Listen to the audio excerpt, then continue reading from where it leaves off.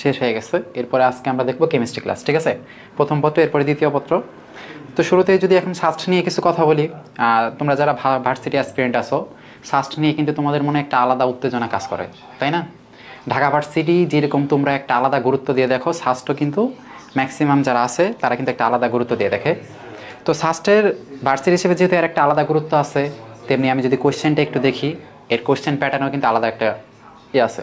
অন্য যে কোনো ভার্সিটি থেকে এর কোয়েশ্চেনগুলো একটু আলাদা ধরনের হয়। যদি কেমিস্ট্রির কথাটা আমি বলি, এক কথায় কেমিস্ট্রি অন্য যে কোনো জায়গার থেকে এই কোয়েশ্চেনগুলো একটু ট্রিকি হয়, একটু ম্যাথমেটিক্যালি হয়। হ্যাঁ, যদি কোয়েশ্চেনগুলো দেখো তোমরা দেখবা 40 থেকে 50% প্রায় ম্যাথমেটিক্যালি দিছে, তোমার ক্যালকুলেটার ইউজ করা লাগবে। আর একটা অধ্যায়ের মধ্যে সব থেকে একটু জটিল টাইপের যেই ধরনের এমসিকিউগুলো হয়, সেগুলো যদি আমরা দেখি কোনো ভার্সিটিতে আসছে, তাহলে সেটা হলো সাস্ট, ঠিক আছে? যেগুলো আমরা একাডেমিকেও স্কিপ করি, অন্য জায়গাতেও দেখা যায়, অন্য নর্মাল ভার্সিটিতেও আসে না, সেগুলো কিন্তু আমাদের সাস্টে দিয়ে দেয়। তো আমরা আজকে দেখব। তো আশা করি তোমরা ক্লাসটা প্রথম থেকে লাস্ট পর্যন্ত করবা। তোমরা বইয়ের যে এমসিকিউগুলো যেগুলো পড়ছো, মানে নর্মালভাবে যেগুলো পড়ছো তোমরা, জ্ঞানমূলক টাইপের বা একটু রিডিং দিয়ে যেগুলো পড়ছো, এই ক্লাসটা করার পরে অতিরিক্ত যে কঠিনগুলো জিনিস যেগুলো তোমরা নর্মালি জানো না বা স্কিপ করছো, সেগুলো তোমরা আজ থেকে পারবা, ঠিক আছে? তো আমি কথা দিতেছি, আমি সবগুলোই তোমাদের খুব সহজ করে বোঝায় দিব। যদি তোমরা ক্লাসটা করো, এই ক্লাস থেকে আমি রিপিট করতে 50% তুমি কমন পাবা। 50% কেমিস্ট্রি তুমি কমন পাবা, এটা লিখে রাখো, ঠিক আছে? কারণ সাস্টে কোশ্চেন প্যাটার্ন যথেষ্ট তোমার করে, যথেষ্ট রিপিট করে, ঠিক আছে? তুমি ক্লাসটা করো, 50% এমসিকিউ তুমি সেম প্যাটার্নে আবার তুমি কমন পাবা, ঠিক আছে? তো ক্লাসটা করো, দেন তোমরা আসে আমাদের বলবা। তো চলো আমরা শুরু করে দিই। প্রথমে দেখো গুণগত রসায়ন, তাড়াতাড়ি আমরা যাই। যে প্রথমে এখানে একটা রিয়াকশন দেওয়া আছে, নিউক্লিয়ার বিক্রিয়ায় অজানা এক্স কণাটি বের করো। তাহলে এটা দেখতেছো তোমরা এই বিক্রিয়ায়। তো এই বিক্রিয়ার নর্মাল নিয়ম কি? বাম পাশের আমরা উপরে যারা আছে আর ডান পাশে উপরে যারা আছে, এরা মানে মিলাবো। দেখো বাম পাশে উপরে নাইট্রোজেন এখানে আছে 14, এখানে আছে 4, তাহলে 14 আর যোগ করলে কত হয়? 18, ঠিক আছে? তাহলে অবশ্যই ডান পাশে তোমার 18 হওয়া লাগবে। তাহলে ডান পাশে অক্সিজেন আছে 17, তাহলে এই যে এক্সটা আছে, এক্স যে মূলটা আছে, এটার উপরে অবশ্যই 1 থাকা লাগবে। তাহলে 17 এর 1 18, এখানে 18 মিলে গেল। আবার নিচে এর এখানে আছে 7, এখানে আছে 2, মানে 9। তাহলে এই পাশে তোমার নিচে 9 থাকা লাগবে প্রোটন সংখ্যা, এখানে আছে 8, তাহলে এখানে অবশ্যই তোমার 1 দেওয়া লাগবে। তাহলে এই যে একটা উপরে 1 নিচে 1, এইটারে বলে প্রোটন, ঠিক আছে? আমরা তোমাদের বলছি প্রোটন নিউট্রন, প্রোটন কেমনে প্রকাশ করবা? নর্মালি উপরে 1 নিচে 1, ঠিক আছে? দেন নিউট্রন কেমনে লেখে? নিউট্রন লেখে যদি আমি কি লিখি, উপরে 1 বাট নিচে 0, ঠিক আছে? নিচেরটা কিন্তু প্রোটন বোঝায়, এখানে নিচে 1 ছিল এই জন্য প্রোটন 1, এখানে নিচে 0 মানে প্রোটন নাই। বাট প্রোটন আর নিউট্রনের ভর কিন্তু 1, তার মানে অবশ্যই নিউট্রন 1। এখানে প্রোটন আর নিউট্রনের যোগ কিন্তু 1, যেহেতু প্রোটন 1, তাহলে অবশ্যই এখানে নিউট্রন 0, এই জন্য এটা এভাবে পড়ে। আর যদি আমি ইলেকট্রন বলি, ইলেকট্রন তাহলে জাস্ট কিছু না, ইলেকট্রন তোমার একটা বিটা কণা, ঠিক আছে? এটা হলো -1, মনে করো এই যে -1, ঠিক আছে? উপরে তোমার নর্মালি 0। তাহলে মনে রাখো, যদি নিচে -1 থেকে উপরে 0 থাকে, এটা হলো ইলেকট্রন। আর নিচে 0 মানে উপরে 1 মানে নিউট্রন, আর নিচে 1 উপরে 1 মানে প্রোটন। যেহেতু এটা উপরে 1 নিচে 1, এই জন্য এটা হলো কি? এটা হলো প্রোটন, ঠিক আছে? এই তিনটা কিন্তু তোমরা একটা মনে রাখবা, এই তিনটা কিন্তু তোমরা মনে রাখবা, এই তিনটা কিন্তু গুরুত্বপূর্ণ যে কোনো বিক্রিয়ার ক্ষেত্রে। তাহলে ডান বাম আমরা মিল রাখলেই কিন্তু আমাদের আসলে হইতেছে, বুঝছো? ডান বাম আমাদের মিল রাখলেই কিন্তু হইতেছে। তো নেক্সটে আমরা চলে যাই। দেখো তো এখানে লিথিয়াম প্লাস, এই যে লিথিয়াম 2+ আয়নের চতুর্থ শক্তি স্তর থেকে দ্বিতীয় শক্তি স্তরে একটা ইলেকট্রন আসে, তাহলে 4 নাম্বার শক্তি স্তর থেকে 2 নম্বরে আসে। তাহলে যেখানে আসে সেটা হলো N1 এর মান, N1 এর মান হলো 2। আর কই থেকে আসে? 4 থেকে আসে, তাহলে N2 এর মান হলো 4। তাপান্তরিত হলে বিকিরিত তরঙ্গ দৈর্ঘ্য বের করো। তাহলে যে রিডবার্গের সমীকরণ 1/λ, তোমরা কি পড়ছো? 1/λ সমান Z² RH into 1/N1 square 1/N2 square, এটা তোমরা পড়ছো, ঠিক আছে? 1/N2 square. এখানে N1 কত? N1 হলো 2 আর N2 হলো 4, ঠিক আছে? এই যে Z², এটা হলো পারমাণবিক সংখ্যা স্কোয়ার। এটা নর্মালি যদি হাইড্রোজেন বলতো এটা আমরা দিতাম না, যেহেতু লিথিয়াম বলছে এই Z² এখানে কিন্তু থাকে, ঠিক আছে? তাহলে এখানে জেড লিথিয়ামের ক্ষেত্রে আরেকটা বলতে পারে কে এই পরীক্ষাগুলো দিবে। নর্মালি যাদের ইলেকট্রন আছে একটা, লিথিয়াম 2+ মানে তার একটা ইলেকট্রন, লিথিয়াম হলো 3, 2+ করে দিছি মানে 2টা সরাই দিছি মানে একটা আছে। বেরিলিয়াম যদি বলতো 3+ বলতো, হিলিয়াম যদি বলতো হিলিয়াম প্লাস, ঠিক আছে? তাহলে এই যে হাইড্রোজেন বাদে অন্য কেউ যদি বলে, তখন আমরা এখানে একটা জেড আসে আমরা দেখছি। নর্মালি তোমরা কিন্তু জেড ছাড়া করছো ম্যাক্সিমাম ক্ষেত্রে। তাহলে জেড আসবে যদি অন্য কিছু আসে। তাহলে এখানে জেড যেহেতু লিথিয়াম পারমাণবিক সংখ্যা 3, তাহলে এটা 3-এর উপর স্কোয়ার মানে কত 9, ঠিক আছে। আর এই যে রিডবার্গ এইটার মনে রাখবা 10 96 78 00 মুখস্থ, 10 96 78 00 মিটার ইনভার্স, ঠিক আছে, এর একক মিটার। তাহলে 10 96 78 00। এরপরে এটা তোমরা দিবা কি এই যে এখানে 4 × 1/16, ঠিক আছে। তাহলে এই মানটা যেটা হবে এটা তোমরা ক্যালকুলেশনে করবা, করার পর যেহেতু তোমাদের ল্যামডা চাইছে তাহলে ল্যামডা কি এটার ইনভার্স করে দেবা, এটার ইনভার্স করলে দেখো একটা মান পাইছো, ঠিক আছে। তাহলে ওইটা হবে অ্যান্সার। তাহলে এটার ইনভার্স করলে দেখো যে এরকম পাবা 5.4 × 10⁻⁸। অবশ্যই এখানে মিটার যেহেতু চাইছে এই জন্য আর স্টারে আমি মিটারে বসাইছি 10 96 78। তোমরা 10 96 78 00 এটা সবসময় বসায় একটা মিটারে মান পাবা। ওরা যদি অন্য এককে চায় তখন তোমরা মিটার থেকে ওটাতে চলে যাবা, তোমার কারণ মিটার থেকে অন্য সব এককে তুমি জানো, ঠিক আছে না। অন্য সব একক কিন্তু তুমি জানো যে 1 মিটার সমান কি, 1 মিটার সমান 10⁻² সেন্টিমিটার, সমান 10⁻³ মিলিমিটার, সমান 10⁻6 মাইক্রোমিটার, সমান 10⁻9 ন্যানোমিটার, সমান 10⁻10 অ্যাংস্ট্রম। তাহলে তুমি জাস্ট এই অঙ্কটা বসে মিটারে বের করবা, ওরা যে এককে চাবে ওটা দিয়ে গুণ করবা। হয়তো অ্যাংস্ট্রমে চাইছে তার মানে এই মিটারে 10⁻10 দিয়ে গুণ করবা, যদি ন্যানোমিটারে চাই 10⁻9 দিয়ে গুণ করবা, সেন্টিমিটারে চাইলে 10⁻2 দিয়ে গুণ করবা, ঠিক আছে। তাহলে এইটা গুরুত্বপূর্ণ, যে কোনো একক করা কিন্তু দিতে পারে, কোনো কিছুই বলা যায় না। আর কোশ্চেনগুলো মিনিমাম তোমরা একটু 2বার পড়বা, ঠিক আছে। একবারে যদি পড়ো একটু ভালো করে পড়বা, কারণ ওরা কিন্তু কি করে লাস্টে কিন্তু একটু ঘুরায় পেঁচায় দেয়, সহজ করে ভুল করা যাবে না। তাহলে যে মিটার চাইছে এটা তোমরা সবাই জানো, তাহলে এটা আমি স্কিপ করলাম। তারপরে দেখো এখানে হাইড্রোজেন পরমাণুর ইলেকট্রন 2 নাম্বার শক্তি স্তর থেকে প্রথম শক্তি স্তরে, তাহলে 2 নাম্বার থেকে প্রথম মানে N2 হলো 2, আর প্রথমে আসে মানে N1 মানে 1 আসলে কত তরঙ্গ দৈর্ঘ্যে রশ্মি বিকিরণ করবে। তাহলে যে কত, এই যে দেখো এখানে কিন্তু আবার মিটার এককে নেই, তাহলে এই যে আগে যেটা দেখাইলাম ওইটা কিন্তু এখন ফলো করা লাগবে, ঠিক আছে। তাহলে এখানে হাইড্রোজেন যেহেতু বলছে তাহলে এই যে 1/λ সমান কি, এখানে তো আমার আর জেড লেখা লাগতেছে না, শুধু RS, কারণ জেড যদি হয় হাইড্রোজেন বাদে অন্য কেউ যদি থাকে যার পারমাণবিক সংখ্যা এটা হয়, তাহলে 1/N1² 1/N1² 1 কি N2²। তো তোমরা তো এগুলা কিছু করবে না, তোমরা ডিরেক্ট বসাবা, ঠিক আছে, ডিরেক্ট ক্যালকুলেটারে যাবা, যত তোমরা সময় বাঁচাইতে পারো সেটা কিন্তু তোমাদের জন্য ভালো। তো তুমি জাস্ট যারা চালাক আছে ডিরেক্ট কি করবা, এই যে 10 96 78 00 এটা ডিরেক্ট বসাইছো, বসায় কি করবা এই যে 1/N1 ছিল কত 1, এই যে 1, ঠিক আছে, 1/1 মানে তো 1ই 1, আর 1 এখানে কত 2 নাম্বার শক্তি স্তর থেকে মানে 4, ঠিক আছে। তাহলে এই যে 10 96 78 × 1 - 1/4 এইটা যেটা মান বের হবে ওটা কিন্তু 1/λ মান বের হবে, আর এটা অবশ্যই তোমার মিটার মানে মিটার ইনভার্সে বের হবে। তো যে মানটা এটা বের করবা, যেহেতু 1/λ মান তোমার ল্যামডা চাইছে ওটার ইনভার্স করে দিলে দেখবা ল্যামডা একটা মান পাবো, ওটা যদি ইনভার্স করে দাও, ঠিক আছে। তাহলে ওইটা যে মানটা পাবো এটা অবশ্যই মিটার এককে, কারণ 10 96 78 00 মিটার এককে। দেন তোমার চাইছে এখানে প্রত্যেকটাই দেখো এখানে এই যে এতগুলো একক আছে, তো এটারে তখন তুমি কি করবে, দেখো অ্যাংস্ট্রমে আসছে দেখো অনেকগুলো, তো তুমি ওটা 10⁻10 দিয়ে গুণ করো, 10⁻10 দিয়ে যদি গুণ করো তাহলে তুমি অ্যাংস্ট্রম পাবা। তো 10⁻10 দিয়ে গুণ করলে দেখবা যে তুমি এখানকার হইতে যে 1200 অ্যাংস্ট্রম এটা পাবা, ঠিক আছে। 10⁻10 দিয়ে তুমি যদি গুণ করো দেখবে যে 1200 অ্যাংস্ট্রম হবে। তো এটা তোমরা ক্যালকুলেশন নিজে খুব ফাস্ট কয়েকদিন একটু ক্যালকুলেটার করো, কারণ ম্যাক্সিমাম এখানে ক্যালকুলেটার আসে, ঠিক আছে। তাহলে জাস্ট কি 10 96 78 আর এটা হলো 2 নাম্বার শক্তি স্তর, এটা হলো প্রথম শক্তি স্তর। জাস্ট করার পর যেটা করবা ওটা ইনভার্স করে দেবা, ফলে একক তুমি মিটারে পাবা। যেহেতু এখানে মিটারে নাই অ্যাংস্ট্রমে আছে, তুমি 10⁻10 দিয়ে গুণ করো, 10⁻10 দিয়ে গুণ করে যদি দেখো যে এটাও হইতেছে না, এটাও হইতেছে না, এটাও হইতেছে না, কারণ 10⁻10 দিয়ে গুণ করার পর তুমি অ্যাংস্ট্রম পাবা। যদি দেখো 3টা না হইতেছে তখন দেখো 2টা আবার কিন্তু ন্যানোমিটার এককে দেওয়া আছে, তাহলে তুমি 10⁻9 দিয়ে গুণ করো, 10⁻9 দিয়ে গুণ করলে তুমি ন্যানোমিটার পাও, তখন দেখো এই দুইটার মধ্যে মিলতেছে না, যেটাই মিলবে ওটা টিক দেবা, ঠিক আছে। তো এটাও গেল, একই সিস্টেম দিয়ে আসছে। এবার কোয়ান্টাম সংখ্যা, এইটা একটা গুরুত্বপূর্ণ টপিক, কারণ কোয়ান্টাম সংখ্যা খুবই গুরুত্বপূর্ণ একটা, ঠিক আছে। তোমরা ধরে রাখতে পারো যে এখান থেকে একটা আসবে, তো আর এখান থেকে যদি আসে যে সেট সম্ভব না এটা একটা আসে, অথবা যে কোনো একটা ইলেকট্রন দেয় অমুকের লাস্ট ইলেকট্রনের জন্য 4টা কোয়ান্টাম সংখ্যা বের করো। তাহলে এখানে যেহেতু বলছে কোনটা সম্ভব না, তাহলে তোমরা জানো নর্মালি এন এর যে মান হবে L আর M আর হলো S, এই এন এর যে মানটা হবে এল এর মান হবে 0 থেকে n-1, ঠিক আছে, 0 থেকে n-1 মানে এক কথায় এন এর যদি মান 5 হয় তাহলে এল এর মান 5-এর থেকে কম হওয়া লাগবে, মানে 1 কম হওয়া লাগবে মিনিমাম, মানে 4 3 2 1 0 0 থেকে 1 কম পর্যন্ত হতে পারবে, এল এর মান এটা গেল। আর এম এর মান হবে কোনটা, এল এর মান তুমি যেটা পাইছো ওইটা মাইনাস থেকে প্লাস, হয়তো তুমি এল এর মান 4 পাইছো, তাহলে -4 থেকে +4 মানে -4 -3 -2 এক করে যোগ করতে থাকবা, এগুলো তোমরা জানো। আর এস এর মান প্লাস আপ মাইনাস আপ, ঠিক আছে।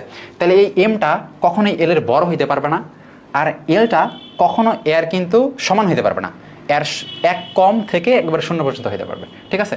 তাহলে এখানে সম্ভাবনা দেখো, এটা দিচ্ছে 4 আর এটা দিচ্ছে 2, হ্যাঁ সুন্দর। এটা যদি 4 হয় এটা মানে 3 পর্যন্ত হইতে পারবে, 0 1 2 3 পর্যন্ত হইতে পারবে। 4 2 দিছে সমস্যা নেই। এটা যদি 2 যেহেতু দিছে তাহলে এটা অবশ্যই -2 থেকে +2 হওয়া লাগবে, কিন্তু এখানে দেখো -3 দিছে, তাহলে এটা কি সম্ভব? এটা সম্ভব না, তাহলে ওরা এটাই চাচ্ছে, অ্যান্সার হবে এটা। বাকি সবগুলো দেখো সম্ভব। এটা দিছে 2, এটা দিছে 1, ঠিক আছে? এটা 1 দিছে, এটা 0, এটা মানে এই দুইটা সমান হইতে পারবে, সমান হওয়া লাগবে, ঠিক আছে? এই লাস্টেরটা m কখনোই এর থেকে বড় হইতে পারবে না, এটা তোমরা বুঝছো, ঠিক আছে? তো নেক্সটে আসো, একটা জলীয় দ্রবণে সিলভার নাইট্রেট যোগ করলে কোন অর্ধকে পড়ে, যে দেখো এখানে অর্ধকে তোমাদের অনেকবার বলা হয়েছে। এটা একটা অ্যানায়ন আছে 3টা, ঠিক আছে? অ্যানায়ন একটা হলো ক্লোরাইড, এই ক্লোরাইড অ্যানায়ন, একটা আছে কি কার্বনেট, একটা হলো সালফেট। দেখো ওরা এবার ক্লোরাইড দিচ্ছে, তোমার পরের বার এই দুইটা কার্বনেট বা সালফেট দিতে পারে। তাহলে এই যে ক্লোরাইড যেটা আছে, এই ক্লোরাইড শনাক্ত করা হয় কিন্তু সিলভার নাইট্রেট দিয়ে, ঠিক আছে? সিলভার নাইট্রেট দিয়ে। এই কার্বনেট আর এটা এই দুইটাই শনাক্ত করা হয় কি বেরিয়াম নাইট্রেট দিয়ে, বেরিয়াম নাইট্রেট, এটা মনে রাখবা, বেরিয়াম নাইট্রেট মানে এটা দিয়ে সাদা অর্ধক্ষেপ দেয়, এই দুইটাই সাদা অর্ধক্ষেপ দেয়, ঠিক আছে? এরপরে তুমি যদি দেখো যে এই সাদা অর্ধক্ষেপ দেওয়ার পরে মানে দুইটাই তো সাদা অর্ধক্ষেপ দিল, তাহলে তো তুমি বুঝতে পারলো না কার্বনেট না সালফেট কোনটা। এরপরে তুমি আবার এই সেল দিবা, ঠিক আছে? এই সেল দেওয়ার পর যদি দেখো বিক্রিয়া করছে, কার্বন ডাইঅক্সাইড উৎপন্ন হইতেছে। কার্বন ডাইঅক্সাইড উৎপন্ন হওয়া মানে কি? বিক্রিয়া হওয়া, বিক্রিয়া হইতেছে, ঠিক আছে?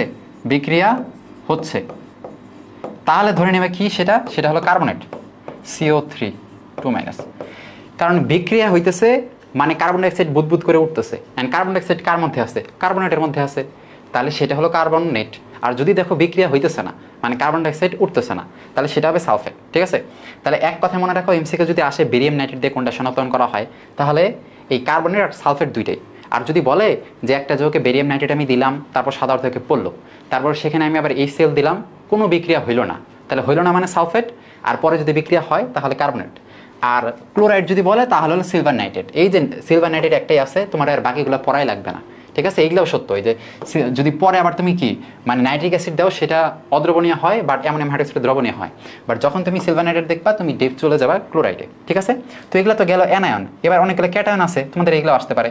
ক্যাটায়নগুলো যদি আমি বলি, ক্যাটায়নগুলো কি আছে দেখো, অ্যামোনিয়াম আয়ন, NH4+ আয়ন, এগুলো কিন্তু অনেকবার তোমাদের পড়ানো হয়েছে। আমি বললাম না যে 60 থেকে 70% কোশ্চেন কিন্তু আমরা তোমাদের পড়াইছি। এর আগে যে ভার্সিটি কোশ্চেন ব্যাংক সলভ বা টার্গেট আরইউ যে ক্লাসগুলো আছে, সাস্টের 70% এমসিকিউ কমন ওগুলো থেকে আসছে, ঠিক আছে? তাহলে এই যে অ্যামোনিয়াম আয়ন, এটা হলো কি নেসলার বিকারক, নেসলার বিকারক।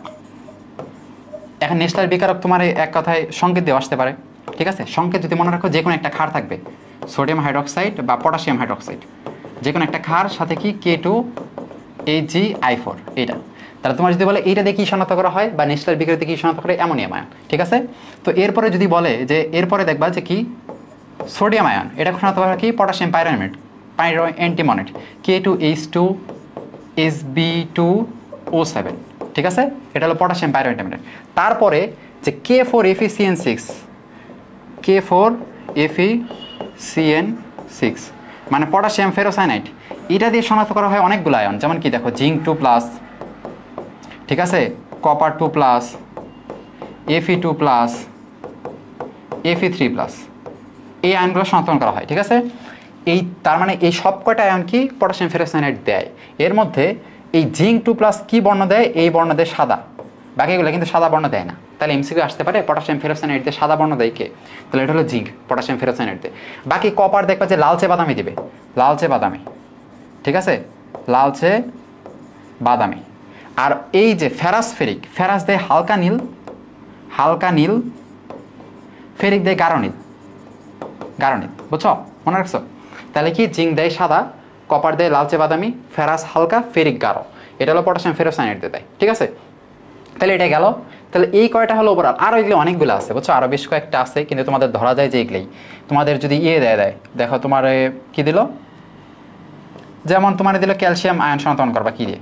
তো ক্যালসিয়াম হলো অ্যামোনিয়াম অক্সালেট মানে COONH4, কুহু কুহু আসছিল, কুহু কুহু মানে কি অক্সালিক অ্যাসিড, সেখান থেকে দুইটা হাইড্রোজেন সরাই দুইটা অ্যামোনিয়াম বসাও, যেটা হলো ক্যালসিয়াম আয়ন, ঠিক আছে? তাহলে এই জিনিসগুলো এইটা। এছাড়া এই যে ফেরাস ফেরিক, এই দুইটা কিন্তু পটাশিয়াম ফেরিসাইনাইড দিয়েও দেয়, মানে এখানে 3। এখানে আবার তোমার বলতে পারে যে ফেরাসের এখানে আয়ন কত, ফেরোসাইনাইড মানে Fe2+, ঠিক আছে?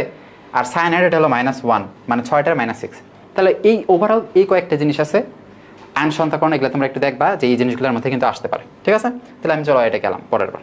তাহলে এটার অ্যান্সার কী হবে? সিলভার নাইট্রেট যেহেতু বলছে তার মানে এটা কি ক্লোরাইড। ঠিক আছে, এই কার্বনেট সালফেট দেখালাম বেরিয়াম নাইট্রেট। আর এই যে নাইট্রেট এটা হলো বলয় পরীক্ষা দেয়, বলয়। ঠিক আছে, বলয় পরীক্ষার মাধ্যমে শনাক্তকরণ করা হয় কোনটা? নাইট্রেট বলতে পারে। এবার দেখো এবি একটা যৌগের দ্রাব্যতা গুণফল, এটা দেওয়া আছে, হলে যৌগটির দ্রাব্যতা কত। এবি তোমরা জানো, এবি যেহেতু আছে এটা শর্টকাট একটা ছিল এ আর বি, এখানে যত থাকবে এখানে যত থাকবে, দেখো এখানে আছে 1 তার মানে 1 এর উপরে 1 ইন্টু এখানে আছে 1 মানে 1 এর উপরে 1 ইন্টু এস এর উপরে 1 + 1 মানে 2 মানে কি এস স্কোয়ার। ঠিক আছে, যদি দেখো A3 B2 থাকতো তাহলে কি এই যে দুইটা মৌল দুইটার পাশাপাশি দুইটা কিছু যদি থাকতো, এখানে 3 আছে মানে 3 এর উপরে 3, এখানে 2 আছে মানে 2 এর উপরে 2 ইন্টু এস এর উপরে 3 + 2 মানে 5। ঠিক আছে, 108 S5। তো এমনি করে শর্টকাট এগুলো সব বের করো। ঠিক আছে, এন্ড তোমার যদি আমি বলি ক্যালসিয়াম সালফেট বের করো, তো তুমি তো বলতে পারো এখানে 1 আছে এখানে 4 আছে, তাহলে 1 এর উপর 4 এর উপর 4 না, এখানে 4টা আছে এস আর ও দুইটার পাশে। ঠিক আছে, মানে সরি এখানে 4 আছে শুধু অক্সিজেনের পাশে। তোমার আমি বলছি দুইটা জিনিসে ভাগ করতে হবে, ক্যালসিয়ামে ভাগ করবা আর সালফেটে ভাগ করবা, দেন এদের পাশে দেখবা কে আছে। অক্সিজেন তো পুরো সালফেটের পাশে, এই 4টা তো পুরো সালফেটের পাশে নেই, 4টা আছে শুধু অক্সিজেনের পাশে। বাট তোমার SO4 এই দুইটার পাশে দেখা লাগবে, এই দুইটার পাশে দেখবা যে এখানে 1, কারণ বেশি কিছু থাকলে ব্র্যাকেট দিয়ে একটা সংখ্যা থাকতো, এটা হলো 1, আর ক্যালসিয়ামের পাশেও আছে 1, তাহলে 1 এর উপরে 1, 1 এর উপরে 1, এস এর উপরে 1 + 1 মানে এস স্কোয়ার। তো ক্যালসিয়াম সালফেট এস স্কোয়ার। ঠিক আছে, তেমনি AgCrO4 এরকমও থাকতে পারে। তাহলে এইটা দেখো এই যে Ag একটা, এই Cr4 এইটা একটা, তাহলে এখানে 2 থাকবে। ঠিক আছে, Ag2Cr4টা, তাহলে এখানে যেহেতু 2 আছে এই 2 এর উপরে 2 কিন্তু এই টোটালটার পাশে কিন্তু 1 আছে। ঠিক আছে, টোটালটার পাশে 4 কিন্তু অক্সিজেনের পাশে, কিন্তু তোমার হিসাব করতে হবে এইটা যেহেতু একটা ধরছো তাহলে এইটা একটা টোটাল, এর পাশে কত আছে, এর পাশে কিন্তু একই আছে, তাহলে 1 এর উপরে 1 ইন্টু এস এর উপরে 2 + 1 মানে 3, তার মানে কি 4s3। তাহলে এমনি করে কিন্তু শর্টকাটগুলো করা লাগে। ঠিক আছে, তাহলে এটা তোমরা এবি যেহেতু আছে বুঝতেছো যে এস স্কোয়ার হবে, এটা এস স্কোয়ার সমান দ্রাব্যতা গুণফল দেওয়া আছে 4 গুণন 10 এখানে কত ছিল, 10 এখানে 16 ছিল। ঠিক আছে, এটা আসলে এখানে এ দেয় নাই, এখানে 10 16 ছিল। তাহলে এটা তাহলে এস সমান কত হবে, এটা ওটার উপর রুট, এটার উপর যদি রুট করো 4 গুণন 10⁻⁻16, তাহলে 4 এর উপর করার কারণে 2 হইলো ইন্টু 10⁻⁻16 কারণে কত হইল 16 না 10 এটা হলো -8 ছিল। ঠিক আছে, তাহলে এটার উপর রুট 10⁻⁸, এটার উপর রুট মানে কি জানো, রুট মানে 10⁻⁻, এই পাওয়ারটারে 2 দিয়ে ভাগ হয়ে যাবে। ঠিক আছে, পাওয়ারটারে হাফ দিয়ে গুণ মানে কি 2 দিয়ে ভাগ, মানে এটা হলো 4 হইতেছে 10⁻⁻4, তাহলে 2 গুণন 10⁻⁻4। ঠিক আছে, রুট মানে টোটালটার উপরে একটা হাফ পাওয়ার, তাহলে এইটার উপর যদি হাফ পাওয়ার দাও মানে 8/2 মানে 4 হইতেছে। তাহলে এইটা এখানে অ্যাপ্রোপ্রিয়েট অ্যান্সার কাছাকাছি নাই, যেহেতু কাছাকাছি এটা হবে অ্যান্সার। ঠিক আছে, দেখো এখানে বলছে হাইড্রোজেন পরমাণুতে লাইম্যান সিরিজে, এই যে লাইম্যান বলছে তার মানে এখানে N1 এর মান 1, লাইম্যান বামার প্যাসচেন ব্র্যাকেট ফোন্ড হ্যামব্রেস। ঠিক আছে, লাইম্যান মানে N1 এর মান 1, বামার মানে N1 এর মান 2, প্যাসচেন মানে N1 এর মান 3, ঠিক আছে, ব্র্যাকেট মানে N1 এর মান 4। তো এই চারটা লাইম্যান বামার প্যাসচেন ব্র্যাকেট এদের কথা বললেই N1 এর মান সাথে সাথে ধরে নেবা ওইটাই। ঠিক আছে, লাইম্যান যেতে বলছে এটা, এদের ক্ষেত্রে ইলেকট্রন 6 নম্বর শক্তি স্তর থেকে আসে, তাহলে একবার N1 এর মান হলো 1 আর N2 এর মান হলো আমার 6, 6 নম্বর ইলেকট্রনে আসে।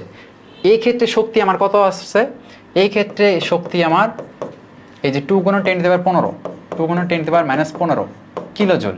ঠিক আছে, এটা শক্তি। আবার বলছে যে একই সিরিজে মানে ওই লাইম্যান সিরিজে ইলেকট্রন 2 নাম্বার থেকে আসে, তাহলে আবার N1 এর মান তোমার লাইম্যান সিরিজ যেহেতু 1ই, লাইম্যান সিরিজ যেই সিরিজ বলবে N1 এর মান ওইটা। ঠিক আছে, N2 এর মান তোমার পরে দেখা লাগবে, N2 এর মান দেখো ওরা পরে দিছে 2, এটা যদি হয় তাহলে এর শক্তি কত এটা বের করতে বলছে হোয়াট। ঠিক আছে, তাহলে এই ক্ষেত্রে শক্তিটারে আমরা E1 ধরলাম, এই ক্ষেত্রে ধরলাম E2, তাহলে আমরা বের করব। তো এখন তোমরা তো সূত্র জানো, না, যেহেতু এখন এই যে শক্তি স্তরে আসছে তোমরা তো 1/, এখানে তোমরা কি পড়ছো,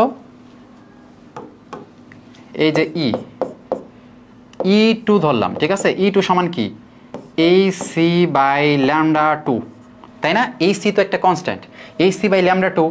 এখন এই AC/λ2 আসলে এটা কেমনে আছে, AC × 1/λ2 এইভাবে আছে। এখানে 1/λ2, এখানে 1/λ সমান আবার তোমরা কি লিখতে পারো, 1/λ সমান তোমরা লিখতে পারো না যে RH × 1/n1² 1/n2², এটা তো লিখতে পারো। ঠিক আছে, এটা হলো E2, তারপর E1 সমান তাহলে কি হবে, E1 সমান এই সি আর এই তিনটা তো কনস্ট্যান্ট, ওইটাও যায় এইটা তা, শুধু পার্থক্য তো এইটাতে 1/n1। এই ক্ষেত্রে তাহলে আমি একবার তোমার যদি এখানে মানটা বসাই দিই, ঠিক আছে, E2 যেহেতু E2 এর ক্ষেত্রে আমি মানটা একবার বসাই দিতেছি। E2 এর ক্ষেত্রে n1 এর মান ছিল 1 মানে 1 মাইনাস n2 এর মান ছিল কত 2 মানে 1/4, ঠিক আছে এইটা। আর এইটার ক্ষেত্রে 1/n1 এর মান ছিল 1ই, তার মানে এখানে 1 মাইনাস n2 এর মান ছিল 6 মানে 1/36, ঠিক আছে। এটা হলো E1। তুমি E1টা জানো, E2টা জানা লাগবে। তাহলে এইটারে তুমি এইটা দিয়ে ভাগ করো, এইটারে যদি এটা দিয়ে ভাগ করো তাহলে তুমি কি পাবা দেখো, তুমি এইটা ভাগ এটা যদি করো তাহলে এই যে E2/E1 ইকুয়াল এই যে এইটা কাটা চলে যাবে, উপরে থাকবে কি, উপরে 1/1 - 4 আর নিচে থাকবে 1/1 - 36, ঠিক আছে। তাহলে এইটা যদি কাটাকাটি করো এইটা দেখবা কত হইতেছে, নিচে 4 উপরে 4 কে 4 -1 3, তাহলে 3/4 ইন্টু নিচে থাকবে কত 36 কে 36 - 1 35, তাহলে 35/36 ওটা উল্টায় যাবে, উপরে হবে 36 নিচে হবে 35, তাই না। তাহলে 3/4 আর 36/35 এটা যদি ক্যালকুলেশন করো এটা দেখবে একটা মান পাবা, তাই না, এটা একটা মান পাবা। আর এটাতে তুমি এখন তারপরে তুমি E2 সমান কি পাবা, E2 সমান পাবা এটা কোনা গুণ করে দাও E1 গুণন এই যে এটা 3 × 36/4 × 35। তোমাদের ক্যালকুলেশন কিন্তু এগুলো শেখা লাগবে, ক্যালকুলেশন কিন্তু হাতে করা লাগবে। অবশ্যই ক্লাসটা করার সময় পারলে ক্যালকুলেটর নিয়ে একটু বসো, হ্যাঁ, নিজে নিজে একটু আগায় দেখো আসলে হইতেছে কিনা। তাহলে এটার অ্যান্সার দেখবা যে এইটা হইতেছে, একটু ক্যালকুলেটর মিলাই দেখবা। পরীক্ষার সময় দেখা যায় তুমি সূত্র সব পারতেছো, ক্যালকুলেশনে ভুল করছো। ওরা কিন্তু আসলে অপশনগুলো এইভাবে সাজায়, ঠিক আছে। তুমি ভুল করলে দেখবা যে আরেকটার সাথে মিলে গেছে। তাহলে এইটার অ্যান্সার দেখবা যে 1.54 × 10⁻15 এটা আসতেছে। এই E1 এর মানটা তুমি এখানে পাইছো, E1 এর মানটা এখানে পাইছো না, এই যে E1 এর মান এখানে, তাহলে এটা বসাই দিলে দেখবা যে হয়ে গেছে, ঠিক আছে। তাহলে এই জিনিসটা কিন্তু দেখবা একটু দেখছো, একটু সময় লাগতো কিন্তু এটা, ঠিক আছে। কিন্তু জাস্ট এই যে খুব চালাক হইলে তুমি তো জানো যে E2/E1 করে দেবা, এগুলো তো কাটাকাটি চলে যাবে, 1/n1 1/, ওইটা তো উপরে নিচে ওটা কিন্তু করে দেবা, এগুলো কাটাকাটি চলে যায়, ঠিক আছে। আমি তো এত বড় করে দেখাইলাম, বাট তোমরা তো করার সময় এত বড় করে করবা না, জাস্ট দুইটা ভাগ করবা, ঠিক আছে। এরকম ম্যাক্সিমাম অঙ্কগুলো ওরা দুইটা ইয়ের সাথে কম্পেয়ার করে দিতেছে। তো দেখো এই যে এটার দ্রাব্যতা গুণ ফল এত, ঠিক আছে। ম্যাগনেসিয়ামের ঘনমাত্রা কত, এখানে পিএইচ দেওয়া আছে, দেখো পিএইচ কত 10 তাহলে এইচ প্লাস কত হবে 10⁻⁻10, ঠিক আছে। পিএইচ যেটা হয় শুধু এইচ হলো কি 10 এর উপরে ওইটা ইনভার্স, ঠিক আছে। পিএইচ এর যে মান যদি এইচ বলে তাহলে 10 এর উপরে মাইনাস ওইটা, ঠিক আছে। আমরা কি জানি এইচ প্লাস সমান কি 10⁻⁻, পিএইচ, ঠিক আছে। তাহলে যেটা তোমারে বলবে তাহলে জাস্ট কি পিএইচ হলো 10 যদি হয় হাইড্রোজেন প্লাস 10⁻⁻10, তাহলে হাইড্রোজেন দেখো এই যৌগের মধ্যে আমার কি আছে, ওএইচ আছে না, ওএইচ। যেহেতু এটার আমি পিএইচ জানি, ফলে পিএইচ থেকে হাইড্রোজেন প্লাস জানলাম। এখান থেকে আমি আবার কি জানি যে এইচ প্লাস যে কোনো যৌগের এইচ প্লাস আর ওএইচ মাইনাস এই দুইটার গুণফল কত হয় সবসময় 10⁻⁻14, ঠিক আছে। যেভাবে তুমি কি জানো যে পিএইচ প্লাস পিওএইচ কত হয় 14, তেমনি হাইড্রোজেন পানির আয়নিক গুণফল কত 10⁻⁻14 25°C তাপমাত্রায়। আয়নিক গুণফল পানিতে কি কি আয়ন থাকে, এই দুইটা আয়নিতে থাকে, তাহলে এটার গুণফল এত। তাহলে এখানে তুমি তো হাইড্রোজেন আয়ন জানো এত, তাহলে ওই আয়ন এখানে কত হবে, এইটা 10⁻14 ভাগ 10⁻10 তাহলে হবে কত 10⁻⁻4, ঠিক আছে। তাহলে এইটা ওএইচ পাইলা, তাহলে এই যেখানে ওএইচ পাইছো, তাহলে এখানে যদি ওএইচ পাও টোটালটার গুণফল দেওয়া আছে, ওএইচ দেওয়া আছে, তাহলে এমজি পাবা না। এটার দ্রাব্যতা গুণফল কেমনে বের করবা, আমরা জানি দ্রাব্যতা গুণফল কি Mg2+, দ্রাব্যতা গুণফল KSP, দ্রাব্যতা গুণফল মানে ওই আয়নিক গুণফলে। তাহলে Mg2+ into OH minus, OH minus কয়টা আছে দুইটা, স্কোয়ার করে দিলা, তাই না। এখানে তোমার Mg বের করতে বলছে, অতএব Mg2+ সমান কত, এই KSP ভাগ এটা, KSP এর মান দেওয়া আছে কত দেখো 2 গুণন 10⁻⁻11 ভাগ OH কত পাইলাম আমি 10⁻⁻4 এটার উপর স্কোয়ার, তাহলে অ্যান্সার পাওয়া যাবা, তাহলে তুমি অ্যান্সার পাওয়া যাবা, বুঝছো। তাহলে এইটা দেখবা অ্যান্সার হয়েছে, হয়তো সি আছে দেখবা যে 0.002, এটা তোমরা যদি করে দেখো তাহলে তোমরা এটা পাওয়া যাবা, ঠিক আছে। তাহলে জিনিসটা কিন্তু সহজ ছিল, তাহলে এমনি করে তোমরা যদি করো প্রত্যেকটাই দেখবে এমনি করে কিন্তু মিলতেছে, ঠিক আছে। এইটা থেকে দ্রাব্যতা করলা জাস্ট এই যে পিএইচ যদি এত হয় তাহলে এইচ হলো 10 মাইনাস কত 10, তাহলে ওএইচ হলো কত 10 মাইনাস 4। এখান থেকে ওএইচ মানে কি 10 মাইনাস 4 এর উপর স্কোয়ার করলা আর ওইটারে জাস্ট এইটা দিয়ে ওইটার ভাগ করে দিলা, শেষ। বুঝছো? এরপরে দেখো 100 ml জলীয় দ্রবণে কিছু আয়োডিন দ্রবীভূত আছে। এই যে দেখো এই একটা দ্রাবক নিষ্কাশনের ম্যাথ, এটা তুমি দেখবা না কোনো জায়গাতে তেমন আসে, ঠিক আছে। এটা ওরা এখানে দিছে। তাহলে এখানে বলছে দেখো 100 ml জলীয় দ্রবণে কিছু আয়োডিন দ্রবীভূত আছে। CCl4 দ্বারা জলীয় দ্রবণটি থেকে শতকরা 90% আয়োডিন নিষ্কাশন করা গেলে CCl4 ও পানিতে এর বন্টন গুণাঙ্ক বের করো। তাহলে CCl4 ও পানিতে বন্টন গুণাঙ্ক,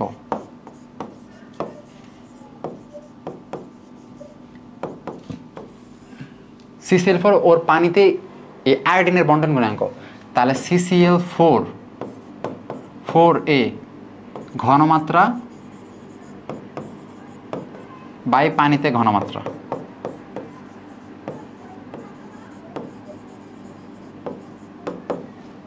ঠিক আছে। CCl4 এ ঘনমাত্রা বাই পানিতে ঘনমাত্রা, CCl4 এ ঘনমাত্রা বাই পানিতে ঘনমাত্রা।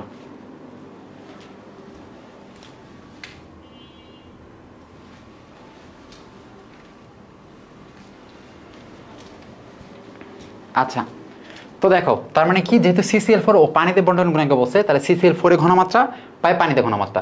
এন্ড ঘনমাত্রা সমান কি জানো তোমরা, যে ভর বাই কি আয়তন বা মোল বাই আয়তন, এটা তোমরা জানো ঘনমাত্রা সমান। তাহলে CCl4 এ এই কত পার্সেন্ট, দেখো CCl4 এ ছিল 90%, তাই না। শতকরা 90 মানে কি 90%, 90%। এন্ড 90% মানে কি 90/100, তাই না। 90% মানে তার পরিমাণ কত বার হইতেছে 90/100, ঠিক আছে। এটা হলো এর পরিমাণ। তাহলে পরিমাণকে যদি আয়তন দিয়ে ভাগ করি তাহলে আমি কি পাই, ঘনমাত্রা।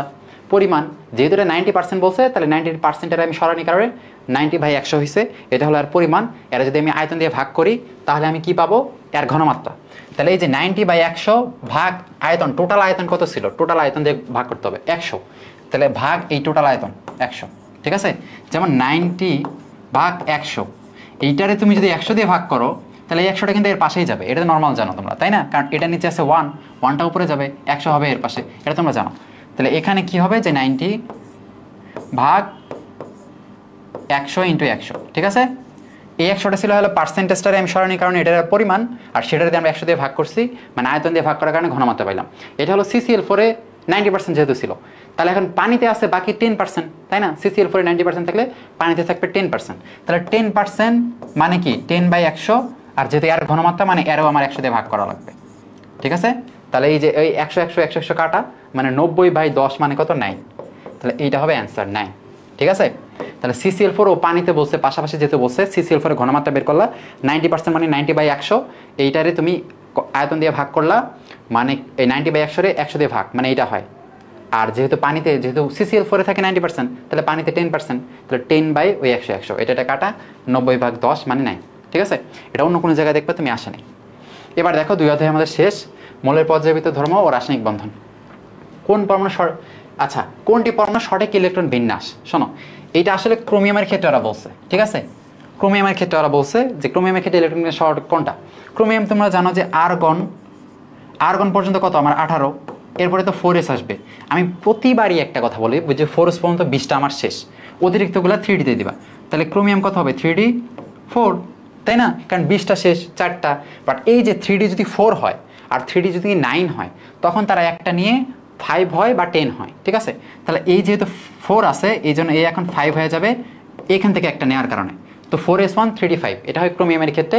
আর কপার যদি বলি তখন কত হয় 4s1 3d 10, ঠিক আছে, সেও একটা নেয়। তো এই দুটোর জন্য ব্যতিক্রম, ঠিক আছে। সর্বশেষ ইলেকট্রন যায় কিন্তু 3d-তে যায়। তো এই 4s1 এটা হলো নর্মালি ক্রোমিয়ামের ইলেকট্রন, 18 19 আর 5 24। তাহলে এটা দেখো কোনটা আছে, এই যে এটা হলো সঠিক, ঠিক আছে। বাকি এখানে দেখো 4s2 3d 4, এটা কি কখনো হয় 4s2 3d 4 যদি থাকে তাহলে সে অবশ্যই একটা ইলেকট্রন নিবে, সে 4 আর থাকবে না, একটা ইলেকট্রন নিবে, তার মানে এটা হবে না। তেমনি এইটাও দেখো কপারের ক্ষেত্রে দিছে, তবে কপারের ক্ষেত্রে কি এখান থেকে একটা ইলেকট্রন যাবে, এটারে 10 বানাই দিবে, এটারে 1 বানাই দিবে, নর্মাল নিয়ম। তাহলে এটা তো আসলে সম্ভব না, ঠিক আছে, অবশ্যই তার 10 হবে। এই ক্ষেত্রে বলছে দেখো আর্গন 1, এখানে 1 19 19 আর 6 25। এইটাও দেখো, এইটাও কি বাস্তবে তো হয় না 4s1 3d 6, না, এখানে 4s1 থাকবে কে, 4s2 হবে, ঠিক আছে, 4s2 হবে, তারপরে 3D-তে যাবে। কোনো কারণে যদি 3D দেখে একটা কম, 5-এর থেকে জায়গাতে যদি 4 দেখে আর 10-এর জায়গাতে যদি 9 দেখে, তখনই সে 4s থেকে নেবে। বাট এখানে তো আমার 4ও নাই, এখানে তো আমার 9ও নাই, তাহলে তার তো 4s থেকে নেওয়ার কথা না, বাট তাও সে দেখবা 4s থেকে নিছে, ঠিক আছে। তাহলে এটাও কিন্তু আসলে হবে না, ঠিক আছে। আর 4s0 3d6 এটাও কিন্তু আসলে হবে না। তো এটা তোমার যদি ক্রোমিয়াম নাও বলতো তাও কিন্তু তুমি বুঝতে, কারণ বাকিগুলো আসলে ভুল আছে, বাকিগুলো নর্মাল নিয়ম মানে না, ঠিক আছে। তো একমাত্র এটা নর্মাল নিয়ম মানছে, ঠিক আছে, বাকিগুলো নর্মাল নিয়ম মানে না, এটা তুমি বুঝছো। তো দেখো এরপরে আয়নিক ব্যাসার্ধের ক্ষেত্রে কোন ক্রমটি সঠিক। যদি আয়নিক ক্রম ব্যাসার্ধে তোমাদের বলি, প্রত্যেকটা যদি ইলেকট্রন সংখ্যা সমান থাকে তাহলে যত পজিটিভ চার্জ যত বেশি তার আকার তত ছোট, আর নেগেটিভ চার্জ যত বেশি তার আকার তত বড়। নেগেটিভ চার্জ মানে কি, সে ইলেকট্রন নিতেছে ফলে তার আকার বাড়তেছে। পজিটিভ চার্জ মানে কি, ইলেকট্রন ছাড়তেছে ফলে আকার ছোট হইতেছে। ফলে যত নেগেটিভ চার্জ তত আকার বড়। নেগেটিভ চার্জ মানে কি, আকার বড় বড়, ঠিক আছে। পজিটিভ চার্জ মানে কি, আকার ছোট। তাহলে এখানে দেখো সব থেকে আকার বড় হবে কার, যার নেগেটিভ চার্জ সব থেকে বেশি। এই যে দেখো 3- এর আকার সব থেকে বড় হবে, বাট এরপরে প্লাস দিছে, এরপরে আবার 2- না, এই প্লাস যেহেতু আছে এর আকার সব থেকে ছোট হওয়ার কথা, এদের থেকেও ছোট হবে, বাট এটা তাহলে ভুল, এটা ভুল। এখানে দেখো 2 দিছে, তারপরে 1 দিছে, ঠিক আছে, তারপরে প্লাস, এবার -3 দিছে, না -3 এর তো আকার সব থেকে বড়, বাট এর দিছে সব থেকে ছোট, তাহলে এটা তো হবে না। তেমনি এখানে দেখো সোডিয়াম প্লাস, এর আকার সব থেকে ছোট, বাট এর থেকে অক্সিজেন মাইনাস, এর তো আকার বড় হবে, কারণ এর মাইনাস মানে কি, আকার বড়, যেহেতু ওদের ইলেকট্রন সংখ্যা সমান, তাহলে এটাও হবে না। এই দেখো 3, তারপর 2, তারপর 1, তারপর প্লাস, এইটা হবে অ্যান্সার, ঠিক আছে। -3 মানে সব থেকে বড়, +2 তার মানে একটু ছোট, -1 মানে আরেকটু ছোট, আর প্লাস মানে সব থেকে ছোট, তাহলে অ্যান্সার কিন্তু এইটা, ঠিক আছে। কোন ইলেকট্রন বিন্যাস পারমাণবিক ব্যাসার্ধের সব থেকে কম। পারমাণবিক ব্যাসার্ধ মানে আকার কম। আমরা জানি একই যদি একটা পর্যায়ে বলি, বাম থেকে ডানে গেলে আকার কি হয়, ছোট হয়, আর উপর থেকে নিচে গেলে কি আমার আকার বড় হয়, ঠিক আছে। ফলে উপর থেকে নিচে তুমি প্রথম দেখবা পর্যায়গত অবস্থান, একটা পর্যায়ে নিচে যদি হয়, মানে একটা যদি নিচে চলে যায় তাহলে তার আকার অবশ্যই বড় হবে। তো উপর নিচের বদলে নিচে যে থাকবে তার আকার অবশ্যই আগে বড় হবে, যেহেতু আকার ছোট চাইছে, ফলে যারা নিচে থাকবে ওদের আমরা আগেই বাদ দেবো, ঠিক আছে। সবার উপরের পর্যায়ে যারা থাকবে তাদের নেব, তাদের মধ্যে সবার ডানে যে আছে তারে নেব, কারণ তার আকার সব থেকে ছোট হবে, যত ডানে যাবে আকার ছোট। তাহলে নিচে থাকার কারণে তার আকার এমনি বড় হয়ে গেছে, ফলে বাদ। ফলে সবার উপরের পর্যায়ে আমরা দেখব, আর তারপরে সবার ডানে দেখব। তাহলে এখানে দেখো সব থেকে লাস্টে এখানে দেখো 3 আছে, এখানে 3 আছে, তার মানে এদের পর্যায়ে 3, বাট এদের আবার পর্যায়ে 2। তাহলে এদের পর্যায়ে 2 মানে এর উপরে আছে, এর নিচে মানে এর আগে, বাদ। পর্যায়ে নিচে হওয়ার কারণে এদের আকার কিন্তু বড় হয়ে গেছে, কারণ উপর থেকে নিচে চলে আসছে। তো এ দ্বারা যেহেতু সবার উপরের পর্যায়ে, এখন আমরা দেখবো সবার ডানে কে আছে, ঠিক আছে। সবার ডানে কে থাকবে, যার পারমাণবিক সংখ্যা বেশি, মানে ইলেকট্রন বেশি। তাহলে এর দেখো 4, এর দেখো 2 আর 3, তাহলে 4 যেহেতু, তার মানে এর টোটাল ইলেকট্রন দেখো 8টা, এর টোটাল ইলেকট্রন দেখো 6টা, এর টোটাল ইলেকট্রন দেখো 7টা। তাহলে যেহেতু এর সব থেকে বেশি ইলেকট্রন এই আছে সবার ডানে, তাহলে অ্যান্সার হবে এইটা। এটা তো অক্সিজেন, এটা কার্বন, এটা নাইট্রোজেন, তাহলে সবার বেশি থাকার কারণে তার আকার সব থেকে ছোট। কর্ণ সম্পর্ক কি, লিমা বেরিয়ে এলো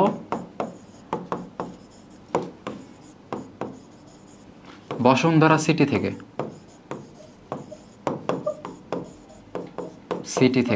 ঠিক আছে। তাহলে লিমা বেরিয়ে এলো বসুন্ধরা সিটি থেকে, এই যে লিমা এখান থেকে কি লিথিয়াম আর ম্যাগনেসিয়াম, ঠিক আছে, বেরিয়ে এলো, বেরিয়ে থেকে বেরিলিয়াম, এলোতে কি অ্যালুমিনিয়াম, ঠিক আছে। বসুন্ধরা সিটি থেকে, বসুন্ধরাতে বোরন, সিটি মানে সিলিকন, ঠিক আছে। তাহলে লিথিয়াম ম্যাগনেসিয়াম এ হলো কর্ণ, কোনাকুনি আছে, বেরিলিয়াম অ্যালুমিনিয়াম এরা হলো কর্ণ মানে কোনাকুনি আছে, আর বোরন সিলিকন এরা কোনাকুনি আছে। তাহলে এইটাও কর্ণ, এইটাও কর্ণ, এইটাও কর্ণ, ঠিক আছে। তো দেখো কোন যে কোনো একটা জোড়া থাকা লাগবে, এইটা থেকে একটা নিবা, এইটা থেকে একটা নিবা, এরা কিন্তু কর্ণ হবে না, এই দুইটা নাহলে এই দুইটা। তাহলে দেখো এখানে ওরা এক কাজ করে, দেখো লিথিয়াম বেরিলিয়াম মানে এর থেকে একটা নিছে, এর থেকে একটা নিছে না, এই যে লাস্টে দেখো বোরন সিলিকন, এইটা ওরা মিল দিছে, এই বক্সটা দিছে, তাহলে এটা ঠিক আছে, ঠিক আছে। তাহলে এই তিনটাই আছে, এটা কিন্তু মনে রাখবা। লিমা বেরিয়ে এলো বসুন্ধরা সিটি থেকে, লিথিয়াম ম্যাগনেসিয়াম বেরিয়ে এলো থেকে বেরিলিয়াম অ্যালুমিনিয়াম, বসুন্ধরা সিটি থেকে কি বোরন সিলিকন। এবার দেখো হাইড্রোনিয়াম আয়ন যৌগে এতের বন্ধন গুণ কত। শোনো, এটা তোমরা অনেকেই অনেক বলতে পারো, যেমন দেখো CH4 যদি সংকরণ আমি বলি sp3 হয় সংকরণ, এটা তোমরা জানো। এর কোণ হয় 109.5 ডিগ্রি, আকার হয় চতুস্তলকীয়। কারণ কি জানো, যাদের sp3 হবে তারা হয় চতুস্তলকীয় যদি কোনো মুক্ত জড় ইলেকট্রন না থাকে। কিন্তু তুমি যদি অ্যামোনিয়া দেখো, অ্যামোনিয়াতে মুক্ত জড় ইলেকট্রন একটা থাকে, ফলে এরও কিন্তু সংকরণ sp3। এন্ড সংকরণ কেমনে বের করে জানো, এই যে এই কেন্দ্রীয় মৌলের সবার লাস্টের ইলেকট্রন সংখ্যা। কেন্দ্রীয় মৌল এখানে নাইট্রোজেন, নাইট্রোজেনের লাস্ট ইলেকট্রন আছে কিন্তু 5টা, কারণ 2 তারপর হলো 5, ঠিক আছে, সবার লাস্টে 5টা ইলেকট্রন। তাহলে 5 প্লাস একযোজী মৌলের সংখ্যা। একযোজী মৌল হলো গ্রুপ 17তে যারা আছে অথবা গ্রুপ 1-এ যারা আছে। এখানে একযোজী মৌল তো হাইড্রোজেন, তাহলে একযোজী মৌলের সংখ্যা কয়টা? 3টা। তাহলে এই দুইটা যোগ করে 2 দিয়ে ভাগ করো, দেখো 4 পাও। আর 4 মানে কি? sp3, তাই না? যেহেতু 4 মানে একটা s আর 3টা p নিবা। যদি 2 হইতো তখন কি sp দিতা, কারণ একটা s একটা p মানে 2টা। যদি 3 হইতো তাহলে sp2 দিতা, একটা s 2টা p। তাহলে এমনি। তেমনি পানির ক্ষেত্রেও যদি দেখো, পানির ক্ষেত্রে আবার অক্সিজেনে 2টা মুক্তজ ইলেকট্রন থাকে, ফলে এর সংকরণ sp3, ঠিক আছে। তাইলে মুক্তজ ইলেকট্রন যখন একটা, তখন 109 এই কোণ থেকে কমে কোণ হবে 107। মুক্তজ ইলেকট্রন যখন 2টা, তখন কোণ 107 থেকে আরো কমে হবে 104.5। ফলে পানি আকার কিন্তু আর চতুস্থলিকীয়, অ্যামোনিয়ার আকারও কিন্তু চতুস্থলিকীয় হয় না। অ্যামোনিয়ার আকার হয় ত্রিভুজাকার, আর পানির আকার হয় কি? উল্টা ভি আকৃতির, তাই না? উল্টা ভি আকৃতির। কেন? কারণ ওই যে মুক্তজোর, ফলে তুমি যদি এর থেকে একটা মুক্তজোর সরাইতে পারো, ফলে এর যদি মুক্তজোর না থাকে তাহলে কিন্তু এর সংকরণ sp3 অনুযায়ী এ কিন্তু আবার চতুস্থলিকীয় হবে, মানে কোন কিন্তু 109 হবে, ঠিক আছে। তাহলে এখানে দেখো এই যে হাইড্রোনিয়াম আয়ন কেমনে করে তোমরা জানো? হাইড্রোনিয়াম আয়ন মানে H2O, এর সাথে একটা H+ অ্যাড হয়, ঠিক আছে। তো H2O এর মধ্যে যেহেতু কি 2টা মুক্তজোর আছে, তো H+ এর তো কোনো ইলেকট্রন নাই, তাহলে এর কোনো ইলেকট্রন নাই। তো এই বন্ধন, এগুলো তো আমরা জানি সমযোজী বন্ধন, সমযোজী বন্ধনে এও একটা দেয় এও একটা দেয়, বাট এর তো কোনো ইলেকট্রন নাই, তাহলে কি দিয়ে বন্ধন গঠন করবে? সেই ক্ষেত্রে আমি আরেকজনের সাথে বন্ধন গঠন করব, তার যদি কিছু দেওয়ার না থাকে তাহলে আমি পুরাটা দেব, তার সাথে শেয়ার করব, ঠিক আছে। ব্যবসাটা করবো আমি পুরাটা তার সাথে শেয়ার করবো। তখন এর 2টা ইলেকট্রন নর্মালি এ একটা দিবে, একটা দিবে, এটা নিয়ম। বাট এই তখন এর টোটাল 2টা দিবে, এই 2টা কিন্তু এরও থাকবে, বাট এরও থাকবে, কিন্তু তখন আর এটা মুক্তজোড় ইলেকট্রন আমরা কাউন্ট করবো না, তখন এটা আমরা বন্ধন জোড় ধরে ফেলবো, কারণ যেহেতু এটা বন্ধন গঠন করতেছে, তাহলে এটা তখন বন্ধন জোড়। ফলে এর সাথে যখন এটা জড়া হয়ে যাবে, তখন কিন্তু কি H3O+। ফলে তোমার বলতে পারে এখানে আসলে কি কি বন্ধন আছে। তাহলে এখানে বন্ধন আছে নর্মালি H2, এখানে 2টা সমযোজী বন্ধন থাকে, তাই না? HO, এখানে 2টা কিন্তু সমযোজী বন্ধন থাকে, বাট H2O যদি এখানে বলি তাহলে 2টা সমযোজী প্লাস একটা আমার সন্নিবেশ, তাই না? একটা আমার সন্নিবেশ। তাহলে এই যে এখন দেখো তো এর যেহেতু এই একটা এর এরকম শেয়ার দিয়ে দিল, ফলে এর এখন কিন্তু মুক্তজ ইলেকট্রন আছে একটা, তাই না? ফলে একটা মুক্তজ ইলেকট্রন থাকলে আমরা জানি কোণ হয়ে যায় 107, তাহলে সেই ক্ষেত্রে এর কোণ হয়ে যাবে 107, ঠিক আছে। কোণ হয়ে যাবে 107। তিনি তোমার যদি অ্যামোনিয়াম 4 বলে, NH4+ বলে, NH4+, দেখো নর্মালি অ্যামোনিয়া এর কিন্তু একটা মুক্তজ ইলেকট্রন ছিল আর 3টা সমযোজী বন্ধন এখানে ছিল। তো যখন একটা H+ আসতেছে, H+ তো একটা আসার পরে কি NH4+ তৈরি করতেছে, তাই না? এটা করতেছে, তো এর তো একই একটা ইলেকট্রন নাই, ফলে এই 2টা এর সাথে কিন্তু সন্নিবেশ বন্ধন গঠন করবে। ফলে NH4 আয়নে কিন্তু একটা মুক্তজোড় ইলেকট্রন নাই, ওই 2টা এখন বন্ধন জোড় হয়ে গেছে, একটা মুক্তজোড় ইলেকট্রন নাই। ফলে এর যেহেতু একটা মুক্তজোড় নাই, ফলে এই কিন্তু এই যে নাই যেহেতু, ফলে 109 কোণ হয়ে যাবে। ফলে অ্যামোনিয়ার নর্মালি NH4 এর অ্যামোনিয়ার একটা মুক্তজ ইলেকট্রন থাকে, বাট অ্যামোনিয়াম আয়ন যদি বলে তখন একটা মুক্তজ ইলেকট্রন থাকে না, মানে সেই ক্ষেত্রে sp3 সংকরণ অনুযায়ী কোণ হবে 109 আর আকার হবে চতুস্থলিকীয়। আর পানিতে যদি পানি কি হাইড্রোনিয়াম আয়ন গঠন করে, সেই ক্ষেত্রে মুক্তজোর একটা কমে যায় একটা থাকে, এই জন্য তখন অ্যামোনিয়ার মতো তার কোণ হয় 107, যেহেতু একটা মুক্তজোর এখন আসেই, ঠিক আছে। জিনিসগুলো বুঝছো? দেখো কোন যৌগ সবগুলো কোণ 90 ডিগ্রি। এখন মনে রাখবা 90 ডিগ্রি সবগুলো কোণ যখন হবে অষ্টতলকীয়। যদি সরল রৈখিক হয়, sp সংকরণ যদি হয়, মানে হিসাব করে তুমি দেখো 2 পাইছো, যেমন কার্বন ডাইঅক্সাইড হিসাব করো, কার্বন হলো কেন্দ্রীয় মৌল, কার্বনের লাস্ট ইলেকট্রন থাকে 4টা, প্লাস একযোজী মৌলের সংখ্যা বলছিলাম, এখানে একযোজী মৌল নাই, অক্সিজেন 2 যোজী, এই জন্য এখানে আর কিন্তু 0, ঠিক আছে। 0 ভাগ 2 মানে পাও তুমি 2, আর 2 মানে কি? একটা s একটা p, একটা s একটা p মানে দুইটা তোমার কি অরবিটাল, মানে এই যে একটা এমনে থাকবে একটা এমনে থাকবে, মানে এরা কি সরল রৈখিক, কোণ কত 180 ডিগ্রি। এইটা যদি 3টা পাও তখন 3টা এরা 3 কোণায় থাকবে, মানে কোণ হবে 120 করে, তাই না? টোটাল তো 360। 3 যদি পাও হিসাব করে, যেমন BCO3 দেখো বর্ণের লাস্টে থাকে কয়টা? 3টা, প্লাস একযোজী মৌল ক্লোরিন আছে 3টা, ভাগ 2 পাও কিন্তু 3 মানে কি? sp2। সেই ক্ষেত্রে 3 যেহেতু এই যে 3 দিকে থাকবে, মানে কোণ হবে 120। যদি পাও 4, সেই ক্ষেত্রে কিন্তু ওরা 3 ডাইমেনশনাল হয়ে যাবে, ঠিক আছে। তো তখন কোণ কিন্তু চতুস্থলকে 109 হয়ে যায়, এটা তোমরা জানো। এরপরে বাকি কোণগুলো আমরা কিন্তু বলি না। তার মানে প্রথম যে আমরা 4টা দেখলাম, একটাতেও কিন্তু 90 ডিগ্রি ছিল না, ঠিক আছে। sp তে 180, sp2 যদি হয় মানে হিসাব করে যদি 3 দেখো তখন 120, আর sp3 যদি হয় মানে চতুস্থলে 109, তার মানে 90 আমরা পাইলাম না। তাহলে 90 যেহেতু পাইলাম না, তাহলে অষ্টতলিকা যেতে হবে আমরা 90 হয়েছে, ঠিক আছে। অষ্টতলিকা যদি হিসাব করে দেখো 6 হয়েছে, 6 যদি পাও তখন কি sp3 কয়টা, sp3 পর্যন্ত 4টা গেছে, আর 2টা মানে কি d2, ঠিক আছে, আর 2টা দিলে d2। তাহলে এইটা হলো এই সংখ্যা যখন হবে 6 যখন পাবা তখন হয় অষ্টতলিকা। আর এটা চিনার বুদ্ধি কি, দেখবা পাশে 6 আছে, BCl3-তে 3 আছে মানে 3 হয়েছে, ঠিক আছে, এরকম পাশে যত থাকে অত, ঠিক আছে। CH4-এ দেখবা পাশে 4 আছে, তাহলে 4 হয়েছে। এই যে SF6 দেখো সালফারের লাস্ট ইলেকট্রন থাকে 6টা, তাই না, যেহেতু 16 2 8 6, আর 1 2 মূল ফ্লোরিন আছে 6টা, তাহলে 6 6 ভাগ 2, 6 6 ভাগ 2 করলে কত হয়, 6 + 6 12 ভাগ 2 মানে 6, 6 মানে কি, যে অষ্টতলিকীয়, ঠিক আছে। ফলে অষ্টতলিকীয় কোণ হইলে হবে 90 ডিগ্রি, বাকিগুলো কিন্তু অষ্টতলিকীয় না, এর তো 120 ডিগ্রি। বাকিগুলো দেখবা যে এরা দেখবা যে কি 4 4 8 মানে 4 মানে কি sp3, sp3 মানে কি চতুর্থলিকীয় 109, তো এরও দেখবা এরকম, ঠিক আছে। এগুলো সবগুলো দেখবা যে এরকম, BH4 এরকম। তো SF6 পাশে 6 দেখলেই তুমি বুঝবা সেটা হলো অষ্টতলিকীয়, ঠিক আছে। দেখো এখানে sp সংকরিত কার্বনের অসংকরিত p অরবিটালদের মধ্যবর্তী, শোনো sp বলছে মানে একটা s একটা p, মানে p তো আমরা জানি 3টা আছে, এই px py pz, তার মানে sp তে মানে একটা p আছে, মানে হয় শুধু ওখানে শুধু px আছে, তার মানে py আর pz নাই, ঠিক আছে, তার মানে এরা অসংকরিত, বুঝছো।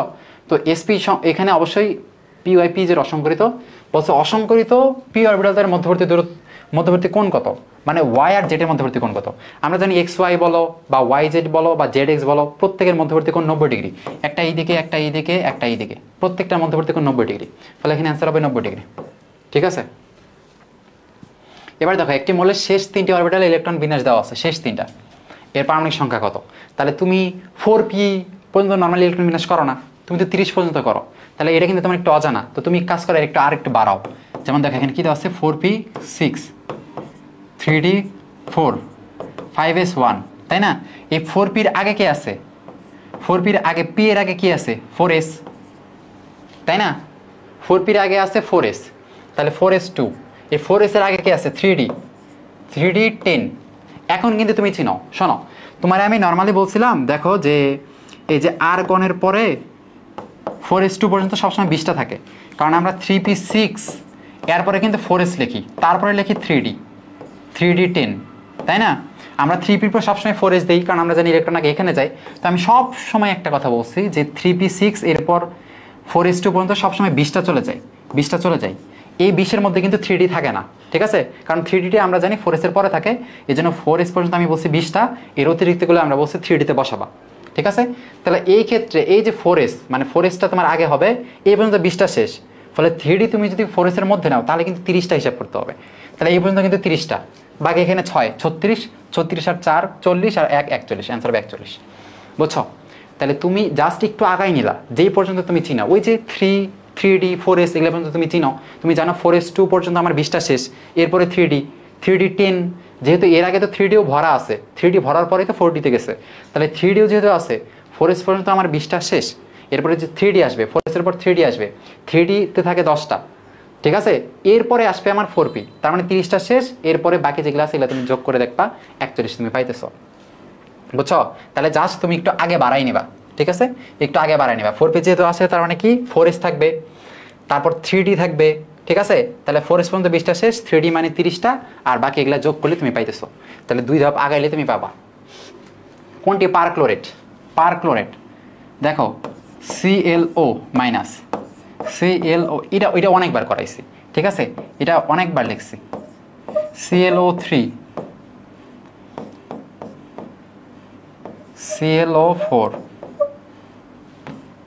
ClO4 ঠিক আছে। তাহলে এটা দেখবা কি, এটা হলো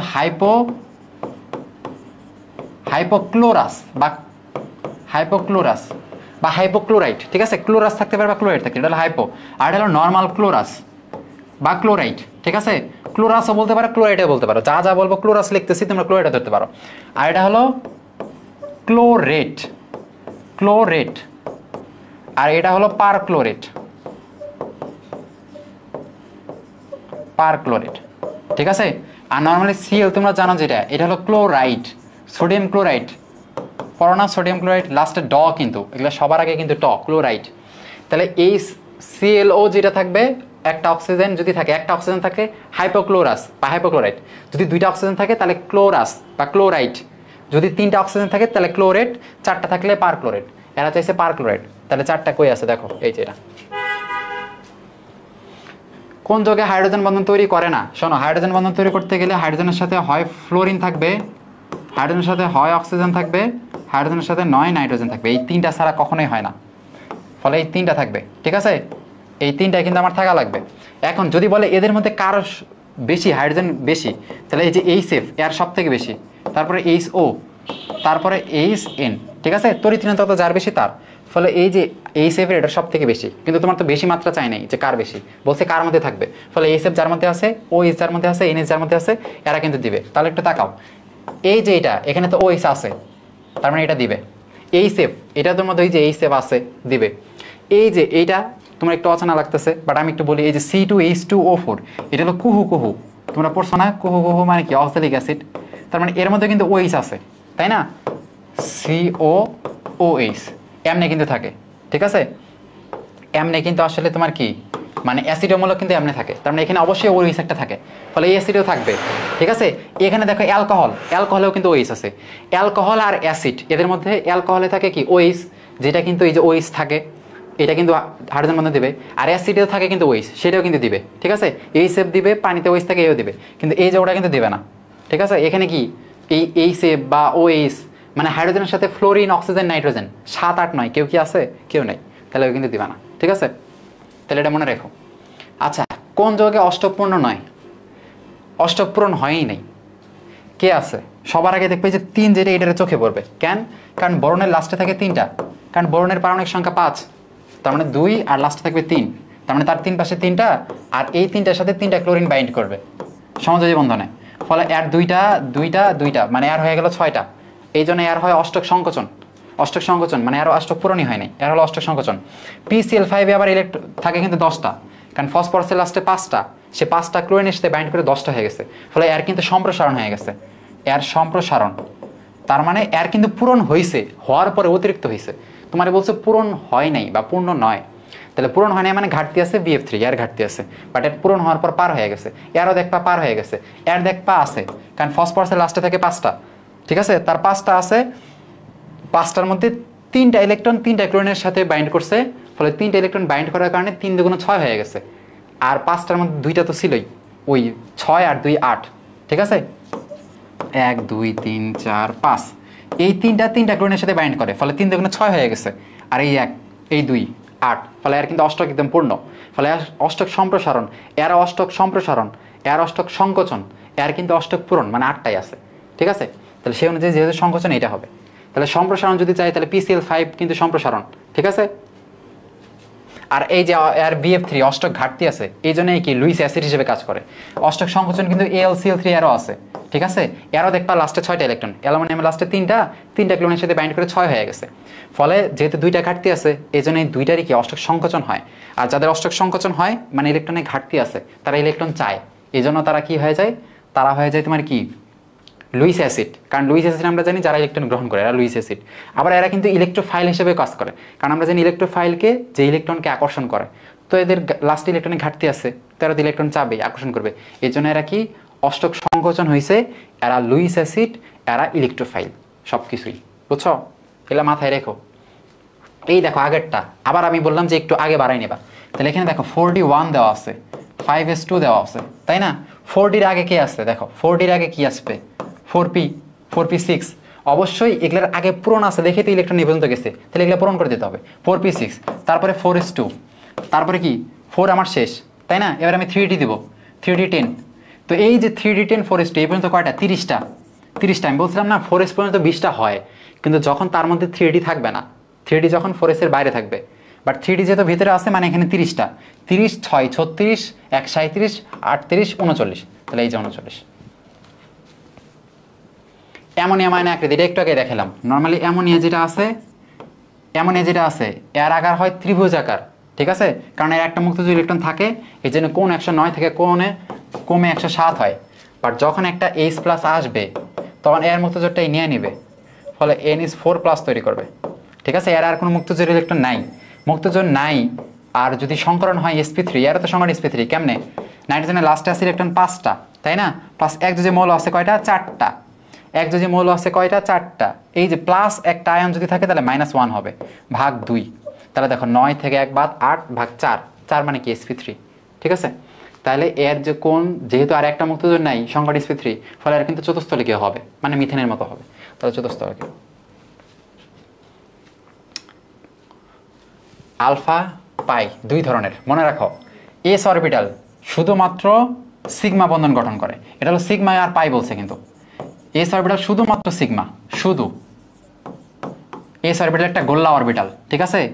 এই দুইটা কখনো পাই বন্ধন পাশাপাশি করতে পারে না, এই সবসময় আরেকটা অরবিটালের মাথায় যুক্ত হয় বা এই অরবিটালের মাথায় যুক্ত হয়। তাহলে এস অরবিটাল শুধু আমার সিগমা দিবে, এই কখনো পাই দিবে না। তোমার বলছে সিগমা পাই দুইটাই দিবে, তাহলে এখানে যদি এক্স আছে তা এস আছে, তাহলে এটা বাদ। এখানে যদি এস এস আছে তাহলে এটা বাদ। এখানে যদি এস আছে এটাও বাদ, ঠিক আছে? এখন এখানে বলছে যে sp3 আর পি। sp3 মানে এরকম একটা অরবিটাল, 4টে সংকরিত, ফলে এর সাথে একটা পি অরবিটাল যদি এরকম করে আসতে চায় তাহলে এই অবশ্যই এদের মাথায় যুক্ত হইতে হবে, ঠিক আছে? কারণ সেম জাতীয় জিনিস পাশাপাশি হইলে পাই অরবিটাল হয়। পি তো আছে একটা, তাহলে এই একটা তো কারো পাশাপাশি যুক্ত হইতে পারবে না, কারণ অসংকরিত আর কেউ নাই, এই তিনটাই তো তোমার সংকরিত, ফলে এদের মাথায় কিন্তু যুক্ত হওয়া লাগবে, এমন করে মাথায়, কারণ এই তো দুইটা নেই। বাট এখানে দেখো পি আছে দুইটা, তাহলে পি দুইটা এরকম, যেহেতু পি দুইটা মানে একই বরাবর থাকলে তারা পাশাপাশি পাই বন্ধন গঠন করতে পারে, আবার তারা মুখামুখি যুক্ত হয়ে সিগমা বন্ধন গঠন করতে পারে, ঠিক আছে? তাহলে অ্যান্সার হবে যে এইটা, বুঝছো? অ্যান্সার এইটা। পি পি যেহেতু আছে, ওরা পি পি মুখামুখি অনেক টাইমে যুক্ত হয়, পি পি পাশাপাশি যুক্ত হয়। এস আছে মানে আগেই বাদ, এস শুধু সিগমা, ঠিক আছে?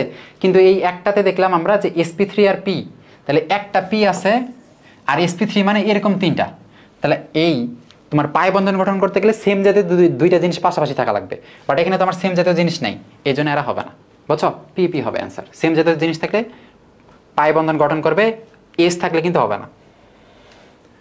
আচ্ছা, কোন যৌগে বা যৌগমূলকে সন্নিবেশ বন্ধন অনুপস্থিত? দেখো এইটা একটা শর্টকাট বলি, নর্মালি অক্সিজেন যদি একটু বেশি দেখো, একটু বেশি, ঠিক আছে, তাহলে সেখানে কিন্তু সন্নিবেশ থাকে।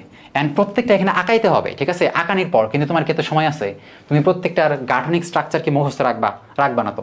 তাহলে নর্মালি মনে একটা অক্সিজেন যখন বেশি থাকে, তখন অক্সিজেনগুলো বেশি থাকতে গেলে একটা তোমার এরকম হওয়া লাগে যে এস এর সাথে দেখবা যে এই পাশে ও, এই পাশে ও, এই পাশে দেখবা যে ও, SO3 এই টাইপের হয়ে যায়, মানে এই যে এটাই হলো কি, এটা হলো তোমার সিগমা এই সন্নিবেশ বন্ধন। তাহলে এই যে SO3 যেহেতু আছে, তাহলে এইটাতে অবশ্যই সিগমা বন্ধন থাকবে, কারণ অক্সিজেন তিনটা, অক্সিজেন বেশি থাকলে সিগমা বন্ধন, ফলে এইটা আগে বাদ। এখানে দেখো অক্সিজেন 5টা আছে, মানে এইটাও বাদ, ঠিক আছে? আর এই যে জটিল যৌগ মানে এটাও বাদ। জটিল যৌগে এই যে 6টা CN যে ফেরাসের সাথে যুক্ত আছে, অবশ্যই এখানে সন্নিবেশ, ঠিক আছে? জটিল যৌগ মানে এরা ব্র্যাকেটে যারা থাকে এদের বলে লিগ্যান্ড, এরা অবশ্যই সন্নিবেশ বন্ধনের মাধ্যমেই যুক্ত থাকে, ফলে এটাও বাদ। আর এখানে দেখো অক্সিজেন 3টা আছে, ফলে বাদ। ফলে অ্যামোনিয়া এটা হতে হবে, কারণ অ্যামোনিয়াতে আছে 3টা হাইড্রোজেন, এই 3টাই থাকে সমযোজী বন্ধনে, ঠিক আছে? কোনো সন্নিবেশ বন্ধন থাকে না। তাহলে অ্যান্সার হবে এইটা, বুঝছো? এবার দেখো রাসায়নিক পরিবর্তন। আচ্ছা, এই যে দেখো এইটাও কখন আমরা আসলে তোমরা নর্মালি পড়ো নাই, ঠিক আছে? তো এটা আমি একটু বলে দিই, দেখো এটা কেমনে বের করবা। প্রথমে তোমার এখানে এই যে ডাইপোল মোমেন্টের একটা মান দিছে, এখন ওরা ডাইপোল মোমেন্টের একটা মান দিছে, তুমি এখন একটা ডাইপোল মোমেন্টের মান দেখবা, ঠিক আছে? তুমি একটা ডাইপোল মোমেন্টের মান বের করবা, ওদেরটা ভাগ তোমারটা করবা, যত পার্সেন্ট হবে আয়নিক শতকরা হার তত, ঠিক আছে? ওরা একটা দিছে, এখন তুমি একটা বের করবা, ওইটা ভাগ এইটা করে যত পাবা সেটা হলো আয়নিকের শতকরা পার্সেন্টেজ, ঠিক আছে?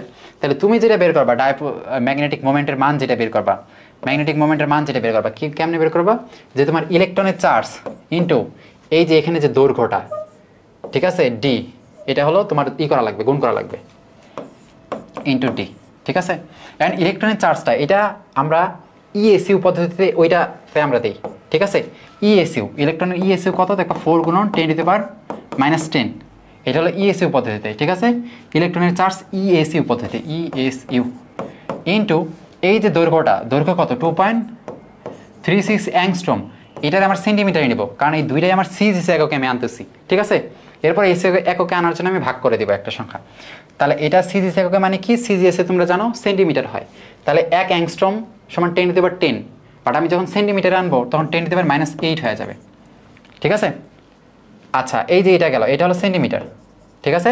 তো এই সেন্টিমিটার এটারে যদি আমি এখন টোটাল দিয়ে আমি ভাগ করি, যে সংখ্যাটা আসবে এই মানটা, এটাতে তুমি যদি 10 মাইনাস কত 18 দিয়ে ভাগ করো, 10 দিয়ে তুমি যদি ভাগ করো তখন দেখবা যে তুমি একটা মান পাবা, হ্যাঁ এটা কত পাবা দেখবা 11 পয়েন্ট কিছু একটা পাবা।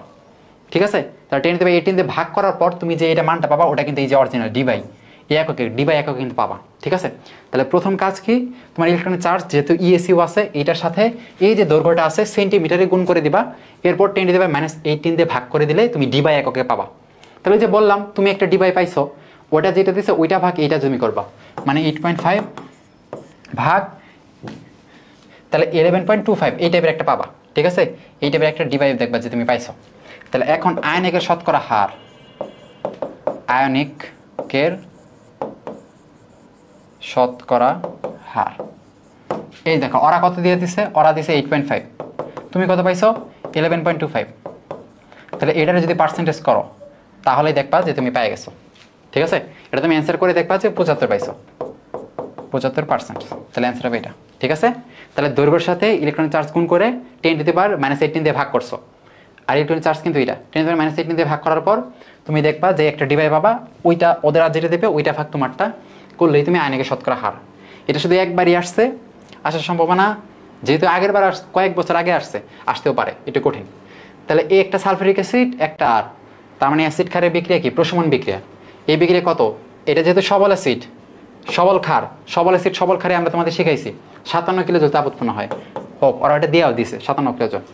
তাহলে এই সবল অ্যাসিড সবল ক্ষারে 1 মোল পানি তুমি তৈরি করতে গেলে 57 কিলো জল তাপ, তার মানে H2SO4 প্লাস NaOH, এখান থেকে কি Na2SO4 প্লাস এই যে 1 মোল পানি তৈরি করছো না, 1 মোল পানি কখন তৈরি হবে, যখন এই যে এখানে কিন্তু 2 হবে, তাই না, কারণ যেহেতু হাইড্রোজেন দুইটা হাইড্রোজেন আছে ফলে এখানে দুইটা ক্ষার লাগবে। তোমরা জানো যে এই সালফিউরিক অ্যাসিড এটা কি দ্বিঅম্লীয় ক্ষার, ঠিক আছে, দ্বিক্ষারকীয় অম্ল। ঠিক আছে, সালফিউরিক অ্যাসিড একটা দ্বিক্ষারকীয় অম্ল, এই জন্য সালফিউরিক অ্যাসিডের সাথে অবশ্যই তোমার দুইটা কি সোডিয়াম হাইড্রোক্সাইড লাগবে এই বিক্রিয়া, এই জন্য তুমি জানো। তাহলে দুইটা এখানে লাগে, তার মানে দুইটা ক্ষার অবশ্যই একসাথে বিক্রিয়া করে। তো এর 1 মোল এর 2 মোল যদি বিক্রিয়া করে তখনই 1 মোল পানি উৎপন্ন হবে, তখনই তুমি 57 এই কিলোজুল তাপ কিন্তু পাবা। ঠিক আছে, এর 1 মোল আর 2 মোল, কিন্তু তোমার তো এখানে একটা মোল দেওয়া দিছে, তাহলে তুমি ওই মোল দিয়ে হিসাব করো, তোমার কি এখানে এর যত মোল দেওয়া আছে এর দ্বিগুণ মোল যদি থাকে তাহলে তুমি 57 পাবা। ঠিক আছে, এর যত আছে এর দ্বিগুণ তুমি যদি পাবা, কিন্তু এখানে আসলে তুমি কত পাইছো একটু হিসাব করে দেখো। তাহলে এখানে আমরা আসলে একটু মোলটা হিসাব করি, দেখো যে আমরা জানি মোল সংখ্যা কেমনে বের করে, ঘনমাত্রা ইন্টু আয়তন, তাই না, ঘনমাত্রা সমান কি মোল বাই আয়তন, তাহলে মোল সমান কি ঘনমাত্রা ইন্টু আয়তন, ফলে এর দেখো 100 গুণন 0.25, এটা যদি 1000 দিয়ে ভাগ করো মানে ml তুমি লিটার করবা, তাহলে দেখবে এখানে কত পাও 0.025 মোলার। এটা হলো সালফিউরিক অ্যাসিড H2SO4, ঠিক আছে, এটা হলো এয়ার মোল, এটা হলো এয়ার মোল। ঠিক আছে, দেন তুমি NaOH এর মোল আনো, NaOH এরও দেখবা যে এই যে 100 মানে কি যে 0.1, হ্যাঁ লিটার হইলো, তো লিটার ইন্টু 0.4, এটা তুমি যদি গুণ করো তাহলে 0.1 ইন্টু 0.4 কত আসে 0.04 মোল। ঠিক আছে, তাহলে এয়ার মোল হলো 0.25 এয়ার মোল হলো 0.04, এইটা এত মোল। তাহলে আমি বলছিলাম সালফিউরিক অ্যাসিড যত থাকবে তার দ্বিগুণ লাগবে আমার ক্ষার। ঠিক আছে, তাহলে এখানে দেখো এখানে আছে এতটুকু মোল আছে সালফিউরিক অ্যাসিড, তাহলে এর দ্বিগুণ তুমি যদি করো 0.025 এ যদি গুণ করো তাহলে 0.05 তুমি পাবা। ঠিক আছে, 0.05 এটার দ্বিগুণ তুমি এত পাবা, তার মানে তোমার এতটুকু ধ্বংস করতে গেলে, এতটুকু সালফিউরিক অ্যাসিড ধ্বংস করতে গেলে তোমার 0.05 মোল তোমার ক্ষার লাগবে। ঠিক আছে, বাট 0.05 মোল কি আছে, নাই, এর থেকে কম আছে, সোডিয়াম হাইড্রোক্সাইড এর থেকে কম আছে, ফলে সোডিয়াম হাইড্রোক্সাইডটা আমার হলো কি লিমিটিং বিক্রিয়ক। ঠিক আছে, তাহলে এটা আমার হলো লিমিটিং বিক্রিয়ক, এটা তোমার এক ধাপে একটু মনে রাখা লাগবে লিমিটিং বিক্রিয়ক কোনটা, ওর থেকে এখন তুমি হিসাব করবা। ঠিক আছে, তাহলে এর মোল তুমি কত পাইছো 0.04, তাহলে তুমি দেখছো যে 2 মোল যদি আমার ক্ষার থাকে, 2 মোল NaOH, 2 মোল NaOH থেকে তুমি তাপ পাও 57, তাই না, 57 কত 57 পাও, 2 মোল NaOH থেকে তুমি 57 পাও, তাহলে তোমার 0.04 মোল দিচ্ছে, এত মোল থেকে তুমি কত পাবা 0.04 ইন্টু 57 ভাগ 2, তাহলে 57 ইন্টু 0.04 ভাগ 2 যদি কাটাকাটি করো 1000 এখানে যদি করো তাহলে 2 57 দুগুণে কত হয় 114 তুমি যদি দিয়ে ভাগ করো তাহলে 1.4 এটা তুমি পাও। ঠিক আছে, তাহলে এক কথায় তুমি যে 2 মোল তুমি এইভাবে লিখতে পারতা যে 1 মোল সালফিউরিক অ্যাসিড থেকে আমি পাই 57 তাপ, তাহলে এখানে কত মোল আছে 0.02 মোল, এত মোল থেকে আমি পাই এত। ঠিক আছে, তো এটা থেকে তো একবার পাইতে পারতা, এটা থেকে তো একবার পাইতে পারতা, বাট তোমার তো একটা থেকে পাওয়া লাগবে, সেই জন্য লিমিটিং বিক্রিয়ক, এটা কিন্তু তোমার আগে থেকে জানো। তো তুমি জাস্ট একটু হিসাব করে এর মোলটা হিসাব করলা, তারপর দেখলা যে এখানে আসলে কোনটা লিমিটিং বিক্রিয়ক, মানে কোনটা আগে শেষ হবে। দেখলাম এরে ধ্বংস করতে গেলে আমার যতটুকু এনওএইচ দরকার তার থেকে কম এনওএইচ কিন্তু আছে, কারণ এরে ধ্বংস করতে গেলে আমার এর দ্বিগুণ মানে 0.05 দরকার, বাট আছে 0.04, তার মানে এটা লিমিটিং বিক্রিয়ক। ফলে এর থেকে তুমি যৌগিক নিয়মে করবা যে 2 মোল থেকে আমি পাই কত 57, অতএব 0.04 মোল থেকে আমি পাই এত। এটা কিন্তু খুবই শর্টকাট। ঠিক আছে, মানে এটা কিন্তু সময় লাগার কথা না, হয়তো একটু মনে হইতেছে। এবার দেখো ম্যাগনেটিক মোমেন্টের সূত্র কি, এগুলা তোমাদের আমরা করাইছি। ঠিক আছে, ম্যাগনেটিক মোমেন্ট এগুলা ক্লাস আমাদের আমরা করাইছি। ম্যাগনেটিক মোমেন্ট সমান কি √/μ ইন্টু কি μ + 2 নর্মালি। ঠিক আছে, এই মিউ এখানে কি, মিউ এখানে কি অযুগ্ম ইলেকট্রন সংখ্যা, মানে বিজোড় ইলেকট্রন সংখ্যা।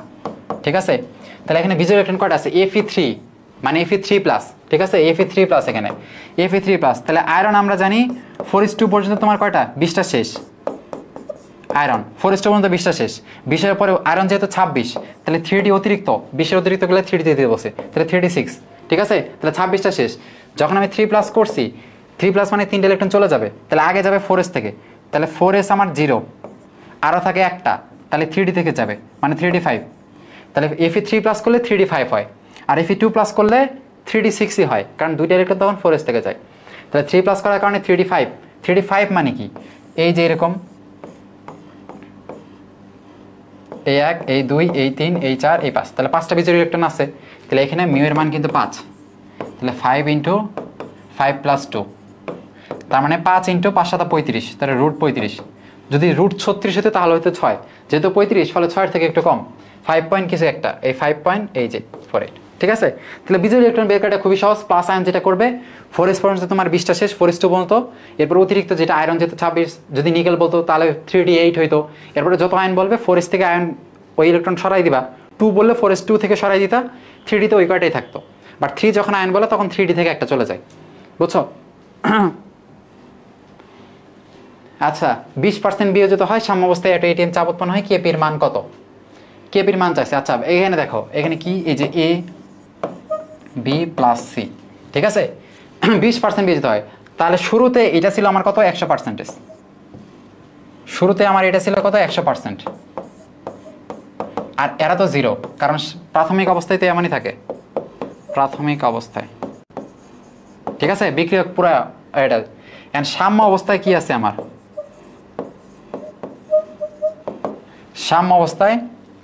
সাম্য অবস্থায় কি এটা 20% বিয়োজিত হয়, তাহলে এটা আমার বাকি থাকে 80%। 20% বিয়োজিত হয়ে এই 20 তৈরি করবে, এই 20 আমার তৈরি করবে। ঠিক আছে, কারণ এরা 1 মোল করে আছে, যদি এই 2 থাকতো সামনে তাহলে 40 উৎপন্ন করতো। তাহলে এগুলো সাম্য অবস্থায় এই আছে আমার 80, এই 20, তাহলে সাম্য অবস্থায় যদি আমি মোট হিসাব করি, তাহলে মোট সাম্য অবস্থায় মোট কত 80%, এই আছে 80%, এই আসে 20%, এই আসে 20%, টোটাল যোগ করলে আমার 120% হয়। তাহলে সাম্য অবস্থা 120, তাহলে পার্সেন্টগুলো আমি সরাই নর্মালি হিসেবে দিই, তাহলে 1.2 হয় এটা। ঠিক আছে, তাহলে এখন তোমার কি চাইছে, তোমার কেপি চাইছে। তাহলে কেপি সমান আমরা জানি কি উৎপাদের আংশিক চাপ বাই বিক্রিয়কের আংশিক চাপ। ঠিক আছে, আংশিক চাপ আমরা কেমনে বের করি, মোল ভগ্নাংশ ইন্টু মোট চাপ, তাই না? তাহলে উৎপাদ এখানে আছে বি আর সি, তাহলে বি এর নিজের মোল কত 20% মানে কি 0.2, তাহলে এই যে বি এর নিজের মোল হলো 0.2 ভাগ নিজের মোল হলো 0.2 ভাগ মোট মোল হলো 1.2, তাহলে নিজের মোল বাই মোট মোল এটা হলো কি মোল ভগ্নাংশ। মোল ভগ্নাংশের সাথে আমরা মোট চাপ যোগ করলে আংশিক চাপ পাই, তাহলে এটা হলো আংশিক চাপ। তাহলে বি এর যে আংশিক চাপ সি এর তো একই হবে, কারণ সি এর মোল তো এইটাই, তাহলে সি এর ওই 0.2 ভাগ 1.2 এটাই হবে। ফলে দুইটা যেহেতু এই জন্য এই স্কোয়ার করে দিলাম। ঠিক আছে, এইটারও যারা বের করবো এটার বের করবো, দুইটা একই হবে, এই জন্য আমি দুইটা লেখার জন্য স্কোয়ার করে দিছি। বাই বিক্রিয়কের কত 0.8, তাহলে বিক্রিয়কের নিজের মোল হলো 0.8 বাই মোট মোল একই, মোট মোল একই ইন্টু 1.5। ঠিক আছে, এটা তো একটাই আছে এটা, তাহলে এটা যদি ক্যালকুলেশন করো তাহলে তোমরা পাবা, এটা ক্যালকুলেশন করে দেখবে যে এটা হবে অ্যান্সার। ঠিক আছে, এটা কিন্তু ক্যালকুলেশন নিজের মোল বাই মোট মোল, তাহলে এটা কিন্তু করা গেল। ঠিক আছে, এবার দেখো এই যে একটা বিক্রিয়া দিছে, এখানে দেখো এই যে প্লাস, প্লাস মানে কি ডেল এইচ এর ভিতরে যদি প্লাস থাকে তাহলে হয় তাপ হারি, ডেল এইচ এর ভিতরে মাইনাস থাকলে তাপ উৎপাদী, যদি এইটার সাথে ডিরেক্ট প্লাস দেওয়া থাকে তার মানে তাপ উৎপাদী, উৎপাদের সাথে ডিরেক্ট প্লাস দেওয়া থাকলে তাপ উৎপাদী, বা ডেল এইচ এর ভিতরে যদি মাইনাস থাকে তাহলেও তাপ উৎপাদী। ঠিক আছে, ডেল এইচ এর ভিতরে মাইনাস থাকলে তাপ উৎপাদী, আর প্লাস থাকলে তাপ হারি, আর যদি উৎপাদের সাথে প্লাস দেয় তার মানে তাপ উৎপাদী। তাহলে হয় সাথে থাকতে পারে, নয় ডেল এইচ এর মধ্যে থাকতে পারে। ডেল এইচ এর মধ্যে থাকলে মাইনাস থাকবে, আর যদি উৎপাদের সাথে ডিরেক্ট না থাকে তাও ওই তাপ উৎপাদী হবে, বুঝছো কিনা? তাহলে এই বিক্রিয়ায় তাপ কমালে, তাহলে যেহেতু বিক্রিয়াটা একটা তাপ হারি বিক্রিয়া, কারণ পজিটিভ তাপ হারি বিক্রিয়া আমরা জানি যে তাপমাত্রা যদি আমরা বাড়াই তাহলে উৎপাদ বাড়বে, মানে বিক্রিয়া সামনের দিকে যাবে, তাপমাত্রা বাড়ালে সামনের দিকে যাবে, এটা হলো তাপ হারিতে। আর তাপ উৎপাদিতে তাপমাত্রা বাড়ালে বিপরীত দিকে আসবে, এটা মনে রাখো। ঠিক আছে, লাসা ত্রিনীতিতে কি বলে, তাপ উৎপাদী বিক্রিয়ায় তাপমাত্রা বাড়লে বিক্রিয়া পিছনের দিকে আসে, ফলে উৎপাদ আসলে কমবে, পশ্চাৎমুখী বিক্রিয়া হবে, মানে কি এরা তৈরি হবে আর এই আস্তে আস্তে ক্ষয় হবে। আর তাপ হারি বিক্রিয়া হলে যদি তাপমাত্রা বাড়াও সামনের দিকে যাবে, ফলে এরকম, তাহলে তাপ হারিতে সামনে যায়, তাপ উৎপাদিতে পিছনে আসে যদি তাপমাত্রা বাড়াও। আর চাপের ক্ষেত্রে মোল সংখ্যা বেশি থেকে কমে যায়, মোল সংখ্যা বেশি এখানে উৎপাদে মোল সংখ্যা বেশি, বিক্রিয়াকে মোল সংখ্যা কম, ফলে যদি চাপ বাড়াও ফলে এইখান থেকে এরা এই পাশে আসবে, মানে পশ্চাৎমুখী হবে। তাহলে তাপ কমালে বলছে, তাহলে তাপ যদি কমাও, তাহলে যেহেতু এই কি তাপ হারি বিক্রিয়া, ফলে তাপমাত্রা বাড়াইলে সামনের দিকে যাবে, আর তাপমাত্রা কমাইলে বিপরীত দিকে আসবে, ফলে তাপমাত্রা কমাইছে ফলে এই দিকে আসবে। ঠিক আছে, ফলে উৎপাদ কমবে, বিক্রিয়ক বাড়বে। ফলে তাপমাত্রা কমালে ও চাপ বাড়ালে, তুমি যদি চাপও বাড়াও ফলে এরা এই দিক থেকে তো এই দিকে আসবে, বেশি মূল থেকে কম মূল, ফলে তাপমাত্রা কমালেও এই দিকে আসতেছে, চাপ বাড়ালেও এই দিকে আসতেছে, তাহলে বিক্রিয়া কি পশ্চাৎমুখী হবে, তাহলে এই যে পশ্চাৎ দিকে অগ্রসর হবে। ঠিক আছে, বা উৎপাদ কমবে, বিক্রিয়ক বাড়বে। 37 ডিগ্রি সেন্টিগ্রেড তাপমাত্রা একটি বিক্রিয়ার বেগ ধ্রুবকের মান 27 ডিগ্রি সেন্টিগ্রেড তাপমাত্রা বেগ ধ্রুবক, এই যে এক তাপমাত্রায় বেগ ধ্রুবক এত, আরেক তাপমাত্রায় বেগ ধ্রুবক এত, এটার একটা সূত্র আছে, লন K2/K1, এটা হলো শেষ বিক্রিয়ার হার ধ্রুবক, এটা হলো আদি বিক্রিয়ার হার ধ্রুবক, সমান E/কি আর, এখানে আমি 2 আগে লিখছি, তাহলে এখানে আগে আমি 1 লিখবো, প্রথম তাপমাত্রা, এখানে হলো দ্বিতীয় তাপমাত্রা। এটা হলো সূত্র, একদম মুখস্থ, কারণ এই সূত্র দিয়ে আমরা দেখলাম অনেক ম্যাথ আসছে। ঠিক আছে, দেখবা কয়েকটা, বেশ কয়েকটা ম্যাথ আসছে, তাহলে এটা মনে রাখা লাগবে। ঠিক আছে, লন K2/K1, K2 মানে যদি 2 উপরে থাকে তাহলে এখানে 1/T1, মানে 1টা নিচে হবে। ঠিক আছে, মানে 1টা আগে আসবে, 2টা পরে যাবে, আর এখানে তুমি যদি 1 দাও তাহলে এখানে 2টা আগে আসবে, এটা নর্মাল নিয়ম। তাহলে এখন তোমার এখানে কি বলছে, তাপমাত্রা 2টা দিয়ে দিছে, তাই না? তোমার কি দিছে, বিক্রিয়ার বেগ ধ্রুবকের মান দ্বিগুণ হয়, ফলে K2 এর মানটা কি হয়, K1 এর থেকে দ্বিগুণ হয়ে যায়, ফলে K2 এর জায়গাতে আমি কি বসাবো, 2K1, ফলে 2K1 K1 কাটা মানে কি লন 2 হয়, লন 2 বাই, এখানে তোমার চাইছে কি সক্রিয় শক্তি ই এর মান চাইছে, ইন্টু আর এর মান, যেহেতু কিলো জুল পার মোল জুল, ফলে আর এর মান জুলে বসাইতে হবে, মানে 8.314। ঠিক আছে, ইন্টু এখানে 1 বাই আদি তাপমাত্রা কত ছিল, কম তাপমাত্রা যেটা, আচ্ছা 27 ডিগ্রি সেন্টিগ্রেড তাপমাত্রায় বিক্রিয়ার বেগ ধ্রুবকের মান 27 ডিগ্রি সেন্টিগ্রেড তাপমাত্রায় বেগ ধ্রুবকের মানের দ্বিগুণ হয়, মানে এই যে এইটা হলো তোমার T2, তাই না? এই ক্ষেত্রে বেগ ধ্রুবক হলো কি, এই ক্ষেত্রে বেগ ধ্রুবক হলো K2, যেটা 2K1। ঠিক আছে, তাপমাত্রা বাড়াইলে অবশ্যই বেগ ধ্রুবক বেশি হয়, তাহলে যেহেতু K2 বেগ ধ্রুবকের মান বেশি, এই জন্য K2 সমান কিন্তু ওই T2 ওইটাই, মানে এই 37 ডিগ্রি, ফলে T1টা কম তাপমাত্রা, মানে কি 27 ডিগ্রি, 27 ডিগ্রি মানে কত, 300 কেলভিন, ইন্টু 1 বাই, এটা হলো 37 মানে কি 310 কেলভিন। তাহলে এটা যদি একটু ক্যালকুলেশন করো, এই লন 2 এইটার এই পাশে গুণ করে দাও, ভাগ এটার দিয়ে যদি ভাগ করে দাও তাহলে ই এর মান পাবা। এটা দেখবে অ্যান্সার কত আসছে, এটা দেখবে একটা অ্যান্সার এই যে 53 পয়েন্ট, এটা হয়তো আসবে। ঠিক আছে, তাহলে এটা কিন্তু একদম মুখস্থ। তারপরে 6 গ্রাম কার্বনের বাতাসে পূর্ণ দহন মানে অক্সিজেনের সাথে বিক্রিয়া, তাহলে কার্বন প্লাস অক্সিজেনের বিক্রিয়ায় কার্বন ডাইঅক্সাইড তৈরি হবে, কত অনু প্রয়োজন, তাহলে এখানে কার্বন দেখতেছি আমরা 12 গ্রাম, 12 গ্রাম কত, 12 গ্রাম যদি হয় তাহলে আমরা দেখতেছি 1 মোল অক্সিজেন লাগে, 1 মোল অক্সিজেন মানে কি অ্যাভোগাড্রো সংখ্যা, মানে Na। ঠিক আছে, 12, তোমার 6 গ্রাম বলছে, তাহলে 12 গ্রাম যদি Na হয় তাহলে 6 গ্রাম কত হবে, Na/2, তাই না, ঐকিক নিয়ম। তাহলে Na মানে কি অ্যাভোগাড্রো সংখ্যক 6.02 গুণন 10⁻23 ভাগ 2 মানে কত, 3.01 গুণন 10⁻23। আনসার কোনটি সমযোজী বন্ধনটি সব থেকে ছোট, দেখো সমযোজী বন্ধন সব থেকে ছোট, আসলে এস অরবিটাল যত বেশি থাকবে তার বন্ধন তত ছোট হবে। ঠিক আছে, এস এর ধর্ম যত বাড়বে তত ছোট হবে। এখানে হাইড্রোজেন দেখো, হাইড্রোজেনের লাস্টে একটা ইলেকট্রন থাকে 1s 1a, তাহলে এর অরবিটালটা কিন্তু এস অরবিটাল, এই হাইড্রোজেনের এস অরবিটাল, ফলে দুইটা কিন্তু আসলে এস এস হইতেছে, তাই না, এস এস অরবিটাল দূরত্ব, ফলে এর দূরত্ব কম। বাট এগুলো দেখবা নাইট্রোজেনের সবার ইলেকট্রন দেখবা লাস্টে থাকে পিতে, তাই না, 2p3, ফলে এর কিন্তু পি অরবিটালের সাথে এস অরবিটাল বাইন্ড করতেছে। কার্বনের দেখবা ওই পিতেই আছে, পি এর সাথে এস বাইন্ড করতেছে, সালফারের ওই পি এর সাথে এস বাইন্ড করতেছে, ব্রোমিনের দেখবা পি এর সাথে এইচ বাইন্ড করতেছে, কারণ এর প্রত্যেকে পি ব্লক মৌল, কার্বন সালফার ব্রোমিন, এই জন্য ওদের লাস্ট অরবিটালটা পি, ফলে আর পি এর সাথে আর এস। তো পি এর সাথে যদি এস অরবিটাল হয় আর এস এর সাথে এস যদি হয়, তাহলে অবশ্যই এর দূরত্ব কম। এস অরবিটালের ধর্ম যত বাড়বে তার দূরত্ব তত কম হবে, বন্ধন দৈর্ঘ্য তত কম হবে। তাহলে বন্ধন দৈর্ঘ্য তত কম হবে যখন এস এর বাড়বে। তাহলে এখানে যেহেতু এস এর বৈশিষ্ট্য বেশি, ফলে বন্ধন দৈর্ঘ্য কি ছোট, ফলে বন্ধন দৈর্ঘ্য ছোট। ঠিক আছে, বন্ধন দৈর্ঘ্য যত ছোট, তোমরা দেখছো না এই যে এসপি যদি হয়, এসপি সংকরণ, এই যে এসপি, sp2 sp3 যদি হয়, sp মানে কি, এস এর ধর্ম এখানে 50%, sp3 এখানে এস এর ধর্ম 33%, না, যেহেতু এস আর পি তিনটা মিলে 100% যদি হয়, তাহলে এস কত 33 আর পি হলো 66, এখানে চারটা মিলে 100%, তাহলে এস হলো 25, এটা হলো এত। তাহলে এস এর ধর্ম যত বাড়বে বন্ধন দূরত্ব তত কিন্তু হবে, ছোট হবে। ঠিক আছে, বন্ধন দূরত্ব তত ছোট হবে, তাহলে এইটা হবে অ্যান্সার, এইটা ঠিক আছে, ছোট হবে এইটা।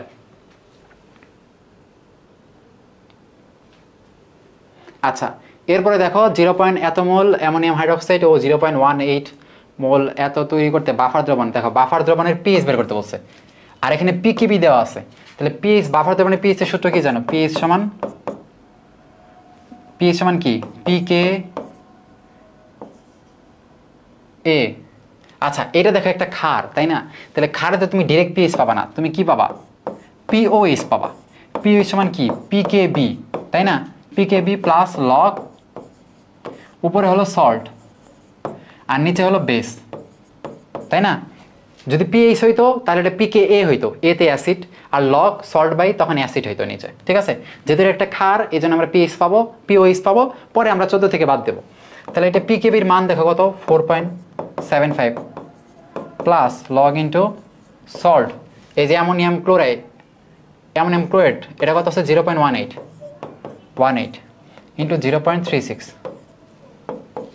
এর থেকে এর মান যেহেতু বড়, ঠিক আছে, ফলে এই টোটাল মানটা আসলে ছোট, ফলে এই মানটা দেখবা লগ আসলে কি হয়ে যাবে, লগ দেখবা মাইনাস হয়ে গেছে। ঠিক আছে, ফলে এই মানটা দেখবা আসলে কত হবে, মাইনাস হয়ে যাবে। তাহলে এটা 4.75 প্লাস এই মানটা কিছু একটা হবে। ঠিক আছে, এরপরে তুমি যদি কি করো, তোমার চাইছে পিএইচ, তাহলে পিএইচ চাইছে জাস্ট 14 থেকে ওটা বাদ দিয়ে দেবা, 14 থেকে এই মানটা বার। ঠিক আছে, 4.75 এই একটা মান বাদ দেবা, মান বাদ দিয়ে দেখবা যে 14 থেকে ওটা বাদ দিলে যেটা তুমি পাইতেছো। ঠিক আছে, এটা তো আসলে লগ 1/2 হইতেছে। এই 4.75 প্লাস লগ হাফ যে মানটা হবে 14 থেকে বাদ দিলে তুমি পিএইচ পাবা। তাহলে এগুলোর মধ্যে আসলে অ্যান্সার দেখবে একটা হয়ে গেছে, যে হয়তো 9.5 এই টাইপের কিছু একটা হতে পারে। ঠিক আছে, এইটা আমার একবার ঠিক মনে নেই, তোমরা একটু দেখবা এটা কোন মান আসতেছে। ঠিক আছে, আচ্ছা, এইটা একটা দিছে, এই বিক্রিয়া 27 ডিগ্রিতে সাম্যদ্রব্য কেসি এর মান এত, ফলে কেপির মান কত, কেসি কেপি যদি বলে, তাহলে কেপি সমান কি জানি আমরা, কেসি ইন্টু আর টি ডেল এন। ঠিক আছে, এই সূত্র তোমরা জানো, কেপি সমান তোমার কি চাইছে, কি চাইছে, কিসের মান চাইছে, কেপির মানই চাইছে। কেসি দেওয়া আছে 0.28 ইন্টু আর,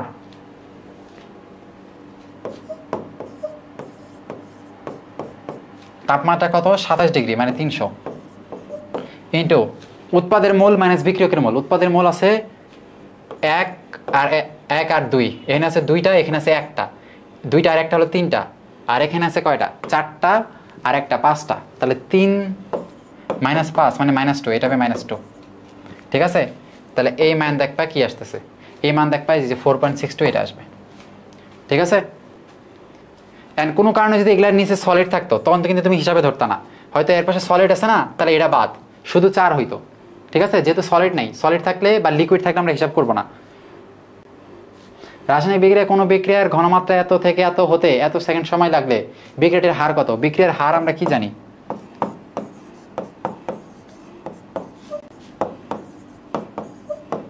ঘনমাত্রার পরিবর্তন বাই সময়। ঠিক আছে, ঘনমাত্রার পরিবর্তন বাই সময়, এখানে ঘনমাত্রা 0.8 থেকে 0.2 হয়েছে।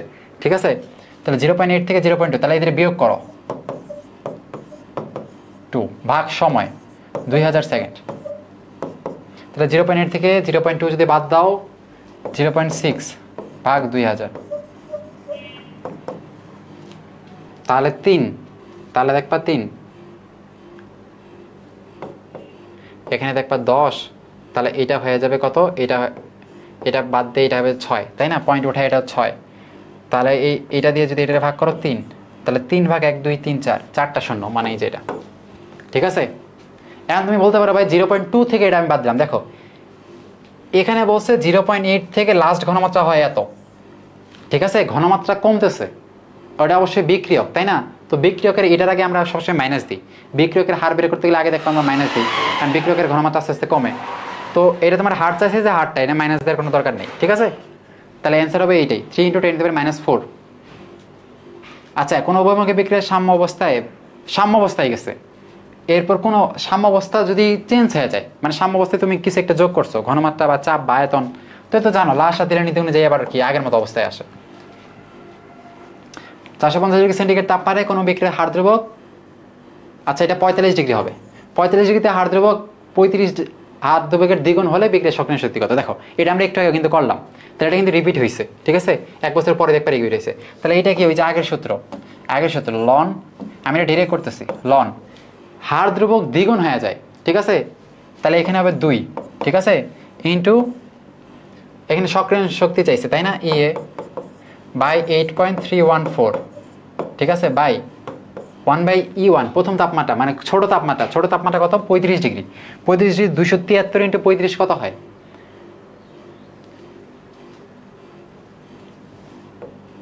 308 মনে হয়, 308 মাইনাস 1 এটা কত, 45 ডিগ্রি, তাহলে এই যে 273 × 45 কত হয়, দেখবা হলো 318, এই টাইপের।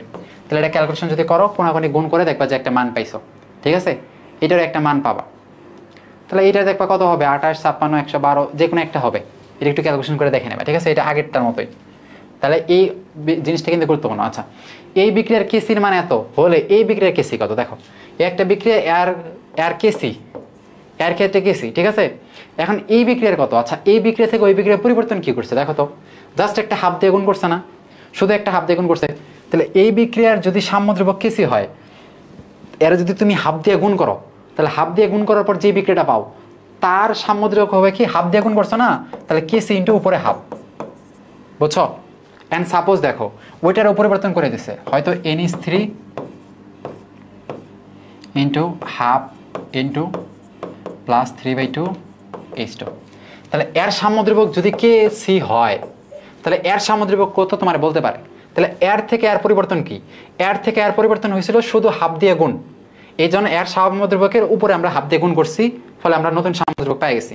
ফলে এর থেকে এর চেঞ্জ কি দেখো, এর প্রথমে উল্টাইছে, তাই না, উল্টানির পরে হাফ দিয়ে গুণ করছে, তাহলে উল্টানির পরে NH3 এই পাশে গেছে, এই যে NH3 এই পাশে আসছে, তারপর আমরা হাফ দিয়ে গুণ করে ওই 2টা নাই করে দিছে। তাহলে এই উল্টানির কারণে এটা তখন হয়ে যাবে 1/Kc, এটা হলো উল্টানির কারণে।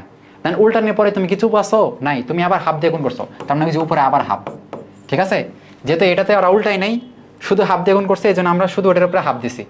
যদি আমরা এরকম উল্টাইতাম, উল্টানির পরে হাফ দিয়ে করতাম, তাহলে ওই যে উল্টানির কারণে 1/Kc, কেসিটার আমরা উল্টাই দিছি, এরপরে উপরে আমরা হাফ দিছি, বুঝছো কিনা।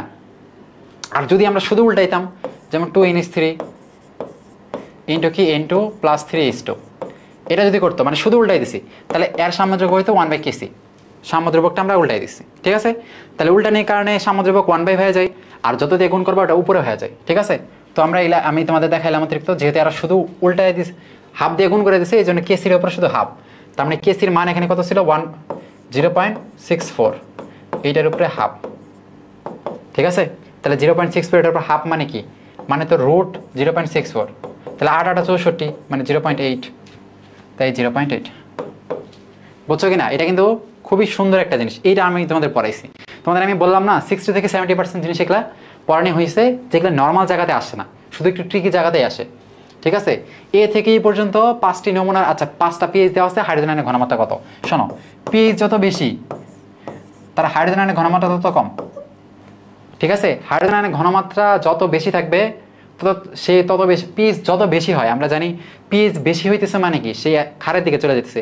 পিএইচ যত কম হবে 1 2 3 4, পিএইচ যার 1 এ হলো সব থেকে শক্তিশালী অ্যাসিড, পিএইচ যার 2 এ হলো এর থেকে একটু কম শক্তিশালী। পিএইচ যত কম হবে অ্যাসিডটা তত শক্তিশালী হয়, ঠিক আছে? কারণ পিএইচ যত কম হবে তার হাইড্রোজেন আয়ন তত বেশি। আমরা জানি হাইড্রোজেন আয়ন যত বেশি হবে সে তত শক্তিশালী অ্যাসিড, ফলে হাইড্রোজেন আয়ন যত বেশি হয় পিএইচ তত কম হয়। এই জন্য পিএইচ যত কম সে তত শক্তিশালী অ্যাসিড, অথবা হাইড্রোজেন আয়ন যত বেশি সে তত শক্তিশালী অ্যাসিড। ফলে এখানে 5টা পিএইচ দেওয়া আছে, বলছে হাইড্রোজেন আয়ন সব থেকে কম কার? হাইড্রোজেন আয়ন সব থেকে কম হবে কার? যার পিএইচ সব থেকে বেশি। পিএইচ সব থেকে বেশি কার? দেখো এই যে 6, ফলে হাইড্রোজেনের ঘনমাত্রা সব থেকে কম এর 6 সব থেকে। আচ্ছা, কোন যৌগ হাইড্রোজেন বন্ধন গঠন করে না? এইচএফ তো করে, এটা তো আগের জিনিস দেখেলাম। এখানে তো ওএইচ আছে, অক্সিজেনের সাথে হাইড্রোজেন আছে, এখানে দেখো ওএইচ আছে, ঠিক আছে? এই যে অ্যামোনিয়া, এখানে কি হাইড্রোজেনের সাথে নাইট্রোজেন আছে। আমি বলছি হাইড্রোজেনের সাথে নাইট্রোজেন থাকা লাগবে বা অক্সিজেন থাকা লাগবে বা তোমার কি ফ্লোরিন থাকা লাগবে, এটা আছে। এই যে CH3CO, এখানে দেখো এটা হলো কিটোন, CH3CO CH3। তাহলে এখানে কার্বনের, এখানে কিন্তু কি হাইড্রোজেনের সাথে অক্সিজেন নাই, আছে? এই অক্সিজেন তো এর সাথে আছে, তাহলে হাইড্রোজেনের সাথে অক্সিজেন নাই, এই জন্য এটা ছিল হবে না, এটা হবে অ্যান্সার। অ্যাসিডের মধ্যে সবথেকে শক্তিশালী কোনটা? এটা প্রত্যেকটা অক্সি অ্যাসিড, মানে লাস্টে অক্সিজেন আছে। ফলে অক্সি অ্যাসিডের ক্ষেত্রে কেন্দ্রীয় মৌলের জারণ সংখ্যা যত বেশি তার তত বেশি। এখানে কেন্দ্রীয় মৌলের জারণ সংখ্যা কত দেখো? ফসফরাসের ক্ষেত্রে কত? এখানে হাইড্রোজেনের হলো +3, 3টা হাইড্রোজেন, হাইড্রোজেনে 1 করে, তাহলে হাইড্রোজেন +3, 4টা অক্সিজেন, একটা অক্সিজেনের হয় -2, ফলে 4টা অক্সিজেনের -8, ফলে -8 +3 মানে কি -5, তাহলে এখানে অবশ্যই এটার হলো +5, ফসফরাসের +5। তেমনি এখানে দেখো 3টা অক্সিজেনের -6, 3 দুগুণ -6, একটা হাইড্রোজেনের +1, তাহলে -6 এর +1 -5, তাহলে এর অবশ্যই +5, তাই না? কারণ টোটালটা 0। তেমনি এখানেও 6 4 এর +4, এখানে 4 দুগুণ 8 6 এর হলো +6, এটা হলো তোমার কত -2 আর 1, তার মানে এটা অবশ্যই কি +1। তাহলে সব থেকে জারণ সংখ্যা দেখো এই যে এটা H2SO4 এর বেশি, তাহলে এটা জারণ সংখ্যা বের করে তোমরা পারো। সাম্যাবস্থা বাম দিকে নিতে চাও, সাম্যাবস্থা দিকে নিতে চাও, দেখো এটা হলো কি একটা তাপ হারি বিক্রিয়া, তুমি সাম্যাবস্থা এই দিকে আনতে চাও। আমরা জানি তাপ হারিতে তাপমাত্রা বাড়াইলে সামনে দিকে যায়, তাপমাত্রা কমাইলে বিপরীত দিকে আসে, তাহলে তাপমাত্রা কমাইতে হবে এখানে। ফলে তাপমাত্রা কমালে, আবার তুমি যদি চাপের সাথে কম্পেয়ার করো, দেখো উৎপাদে আছে 2 মোল, বিক্রিয়ার কাছে 1 মোল, ফলে আমরা জানি চাপ বাড়াইলে বেশি মোল থেকে কম মোলের দিকে যায়। ফলে তুমি যদি চাপও বাড়াও তাও এখান থেকে বেশি থেকে কমের দিকে যাবে, মানে বাম দিকে যাবে। ফলে চাপও যদি বাড়াও, কিন্তু চাপ বাড়াও অপশনে নাই, তাহলে চাপ বাড়ালেও কিন্তু হইতো।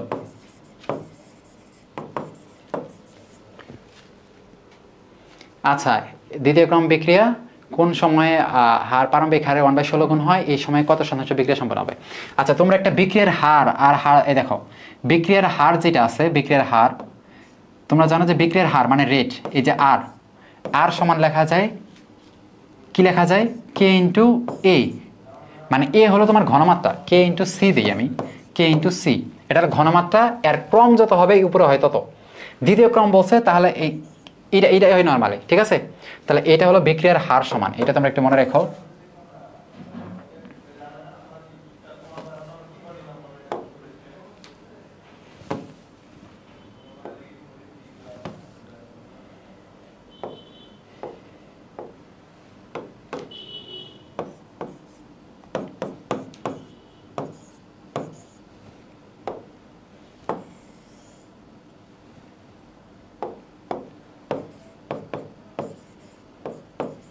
ক্রম, ঠিক আছে? এটা হলো এখন তোমার বলছে কোন সময় এর বিক্রিয়ার হার, মানে একটা সময় বিক্রিয়ার হার এর প্রথম যে হার ছিল প্রারম্ভিক হারের এত গুণ। তার মানে এখানে একটা R1 আছে, একটা R2 আছে, ঠিক আছে? এটা হলো প্রথম হার, আর এটা হলো ওই যে কোনো সময় যেটা বলছে এটা হলো ওই সময়ের হার। তাহলে ওই সময়ের হার সমান আমি কে, হার ধ্রুবক সবসময় একই থাকে, যদি বিক্রিয়ার তাপমাত্রা তুমি না চেঞ্জ করো হার ধ্রুবক একই থাকে। তাহলে K × ওই টাইমে ঘনমাত্রা অবশ্যই সেম থাকবে না, ঘনমাত্রা চেঞ্জ হবে। তাহলে ওই ক্ষেত্রে আমি C2 ধরলাম, ইন্টু যেহেতু হার ধ্রুবক 2 মানে স্কোয়ার, ঠিক আছে? যেহেতু বিক্রিয়ার ক্রম 2, দ্বিতীয় ক্রম মানে এখানে স্কোয়ার। আবার প্রাথমিক হার যেটা ছিল, প্রাথমিক হার সমান ওই যে হার ধ্রুবক K, কিন্তু ওইটাই থাকবে যেহেতু তাপমাত্রা সেম। কিন্তু প্রাথমিক যে হার ছিল তখন তো ঘনমাত্রা একরকম আসছিল, কারণ ঘনমাত্রা তো চেঞ্জ হয় এটা, তাহলে তখন হবে এইটা। তাহলে তোমার এখানে বলছে যে লাস্ট যে বিক্রিয়ার হারটা এটা প্রারম্ভিক হারের 1/16 গুণ, তাহলে R2 সমান আমি কি লিখতে পারি? যে R1/16, তাই না? R1 এর 1/16 গুণ মানে কি? R1 × 1/16 মানে এটা লিখতে পারি। তাহলে এটা কিন্তু লিখতে পারি। তাহলে এখন দেখবা যে আমি যদি কি করি, এটারে ভাগ এটা করি, ওইটা ভাগ এটা, মানে 2 ভাগ 1 ভাগ 2, এটা যদি আমি করি নর্মালি, তাহলে দেখবা যে 1/16, ঠিক আছে, into C2 square by C1 square হয়ে যায়, ঠিক আছে। অতএব C2 বাই C1 ইন্টু 1/4, ঠিক আছে। অতএব C2 সমান কত হয়, C1/4। তার মানে ওই যে যেই সময়ের বিক্রিয়ার হার চাইছে ওই সময়ে বিক্রিয়কের যে ঘনমাত্রা ছিল ওইটা হলো আদি ঘনমাত্রার 1/4, ঠিক আছে, আদি ঘনমাত্রার 1/4 গুণ, ঠিক আছে। তাহলে যেই সময়ে বিক্রিয়া তোমার কি চাইছে, ওই সময়ে কত শতাংশ বিক্রিয়া সম্পন্ন হয়, তাহলে ওই সময়ে আমি দেখছিলাম যে বিক্রিয়কের ঘনমাত্রা ছিল কত, আদি ঘনমাত্রা 1/4 গুণ, আদি ঘনমাত্রা ছিল এত, এর ছিল 1/4 গুণ, মানে এটা হলো তোমার কি আছে, অবশিষ্ট আছে, ঠিক আছে। মানে ওই টাইমে বিক্রিয়ক এতটুকু আমার আছে, বিক্রিয়কের ঘনমাত্রা এত, তাহলে শেষ হয়েছে কত, আগে ছিল C1 আর ওই সময় আছে C1/4, তাহলে শেষ হয়েছে কত, C1 মাইনাস C1/4, তাই না। তাহলে শেষ হয়েছে কত, C1 মাইনাস C1/4। যে সময় আমার বিক্রিয়ার হার বের করতে বলছে ওই টাইমে কিন্তু বিক্রিয়কের ঘনমাত্রা আমার এত আমি পাইলাম, ঠিক আছে। তাহলে আগে ছিল C1, পরে হয়েছে C1/4, তাহলে আমার শেষ হয়েছে কত, C1 মাইনাস C1/4, এত আমার শেষ হয়েছে বা অংশগ্রহণ করছে বলছে, মানে কতটা শেষ হয়েছে বা অংশগ্রহণ করছে, তাহলে এইটাই, এটার সাথে যদি পার্সেন্টেজ করো তাইলে তো হয়। তাহলে এটা দেখবা, হিসাব করে দেখবা কত, এখানে হলো 4C1 মানে কি 3C1, ঠিক আছে। তার মানে এতটুকু আমার অংশগ্রহণ করছে, 3C1/4 এতটুকু আমার অংশগ্রহণ করছে, and 3/4 মানে কত, 75%, যদি পার্সেন্টেজ করো 3/4 কিন্তু 75, তাহলে এটা দেখো 75, কারণ পার্সেন্টেজ করে আমরা মানে কি করি, এইটা ভাগ আদি ছিল কি C1 ইন্টু 100%, নর্মাল ঐকিক নিয়ম। তাহলে C1 কাটা, ওই 3/4 মানে 75, ঠিক আছে, তোমার এটা আবার পরে করা লাগবে না। তাহলে তুমি দেখছো C1/4, আচ্ছা এটা দিয়ে তুমি বুঝতেছো C1/4 মানে কি 25%, C1/4 মানে কি 1/4 মানে কি C1 এর 25% এখন আমার অবশিষ্ট আছে, তাহলে বিক্রিয়া করছে 75%, নর্মাল নিয়ম এটা। তাহলে একটু ঠান্ডা মাথায় দেখা লাগবে, এই যে সূত্র মনে রাখা লাগবে, ঠিক আছে। এরা ম্যাক্সিমাম এই কম্পেয়ার করে জিনিসগুলো দেয়, এই যে দেখো আবার কম্পেয়ার, 2 তাপমাত্রায় বলছে দ্বিতীয় বিক্রিয়ার সক্রায়ণ শক্তি কত, এই দেখো এইটা আবার ওই যে আগের যে আমরা সূত্রটা খেলাম ওই সূত্রের কিন্তু অনেক বড় একটা ভার্সন, ঠিক আছে, এরা অনেক বড় দেয়। এই এত তাপমাত্রা উন্নতি করলে বিক্রিয়ার হার 4 গুণ বাড়ে, এত তাপমাত্রা 4 গুণ বাড়ে। তাহলে এখান থেকে আমি দেখো 4 গুণ মানে K2/K1, এটা কিন্তু 4 হয়ে গেল, কারণ এখানে K2টা আমার কি 4K1, তাই না। তাহলে উপরে K2 নিচে K1, আমি একবার 4 লিখলাম, ইন্টু এখানে E1 EA বাই কত 8.31, আচ্ছা এগুলা কাটাকাটি চলে যাবে দেখো, আর ঠিক আছে, ইন্টু 1 আদি আমার মানে ছোট তাপমাত্রা 1/275 মাইনাস 1/375, এটা হলো 4 গুণ বাড়ে। একই তাপমাত্রায় অন্য একটা বিক্রিয়ার হার, আচ্ছা এটা হলো 8 গুণ বাড়ে বলছে, 8 গুণ, তাহলে এটা হবে 8, ঠিক আছে। বলছে একই তাপমাত্রায় অন্য একটা বিক্রিয়া 4 গুণ বৃদ্ধি পায়, ঠিক আছে। তাহলে যেহেতু বিক্রিয়া অন্য, ফলে তার সক্রিয়ণ শক্তি অবশ্যই আলাদা, ফলে অন্য একটা বিক্রিয়া কি 4 গুণ বাড়ে, মানে এটা 4 হবে ইন্টু ওইটার সক্রিয়ণ দেখো 4 গুণ বৃদ্ধি পায়। প্রথম বিক্রিয়ার সক্রিয়ণ শক্তি 3, ফলে এই যে এইটা কিন্তু 3 দেওয়া আছে আমার 3, ঠিক আছে। আর এটা কিন্তু 4, এই ক্ষেত্রে আমার কি আর একই তাপমাত্রায় মানে তাপমাত্রা এটাই আছে 1/275, 1/275 এইটা, ঠিক আছে। তাহলে দেখো এটা ln 8, এটা ln 4, এখানে 3 মান দেওয়া আছে, আর তো দুইটার একই, এটা ওইটা। তাহলে এখানে তোমার শুধু এই বিক্রিয়ার যেটা বলছে এর বের করতে বলছে, তাহলে এইটা ভাগ এটা তুমি করবা। তো এইটা ভাগ এইটা করলে আমার কি হয় দেখো, যে ln 8/ln 4 ইন্টু এটা ভাগ এটা করলে দেখো এখানে কি আমার আর কাটা চলে যায়, তাহলে 3 কি ইয়ে থাকে, আর এইটা তো আমার কাটাকাটি চলে যায়, এটা তো একই এ পোরশন। তাহলে কি হলো এটা দেখো, এই যে এ, অতএব ইয়ে সমান কি, তো এরা শুধু মানে হুদাই এরা এত বড় দেয়, বুঝছো, কিন্তু জিনিসগুলো কিন্তু আসলে ছোট। তোমার ঠান্ডা মাথায় এত বড় পড়লেই দেখবো অনেকে ভয় পায়, স্কিপ করে গেছো, বাট ওরা কিন্তু আসলে ইগুলো ছোট দেয় ইন্টু 3। তাহলে এটা হিসাব করে দেখো ln 4/ln 8 ইন্টু 3, এটা যদি করো তখন দেখবে কত পাবা, 1.2 পাইতে পারো। ln 4/ln 8 এটা একটু করে তোমরা দেখবে আসলে কত পাইতেছো, নর্মাল 2 পাওয়ার কথা, ঠিক আছে, 2 পাওয়ার কথা এটা অ্যান্সার। তাহলে গেল ওই একই সূত্র, দেখছো এই সূত্র দেখুন অনেকবার রিপিট করছে।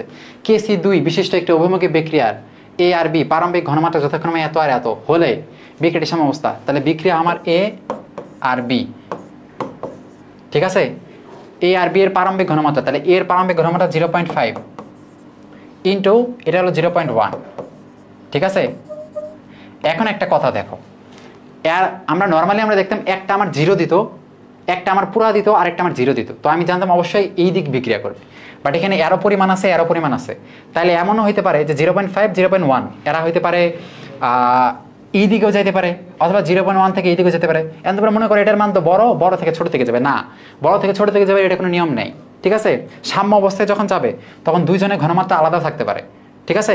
যখন একবারে ব্যালেন্স থাকবে তখন যাবে এমন না, এর হয়তো 5 এর 3, 3 থেকেও 5-এর দিকে যেতে পারে, এটা অন্য বিষয়ের উপর নির্ভর করে।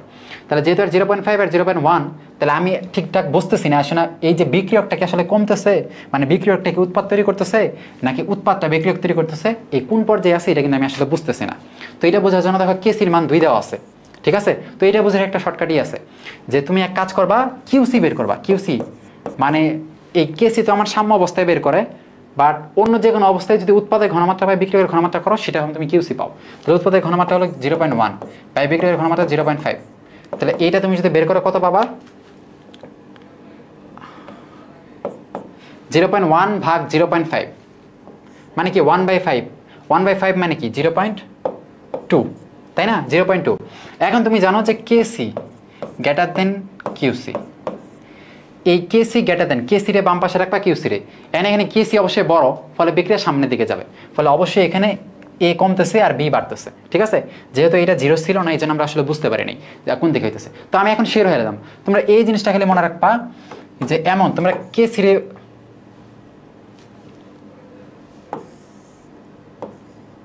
কেসি রে বামে লাগবা, কিউসি রে লাগবা। যদি দেখো কেসি বড় মানে এই যে এই দিকে যাইতেছে না, মানে সামনের দিকে যাইতেছে, বুঝতেছো, এই চিহ্নটা দিয়ে তো বোঝায় যেহেতু কেসি বড় ফলে বিক্রিয়া কিন্তু সামনের দিকে যাবে, ঠিক আছে, বিক্রিয়া সামনের দিকে যাবে। যদি দেখতে কিউসি বড় হইতেছে ফলে এ কিন্তু এইদিকে আসবে, ঠিক আছে, এইদিকে আসবে, এই আরো নিয়ম।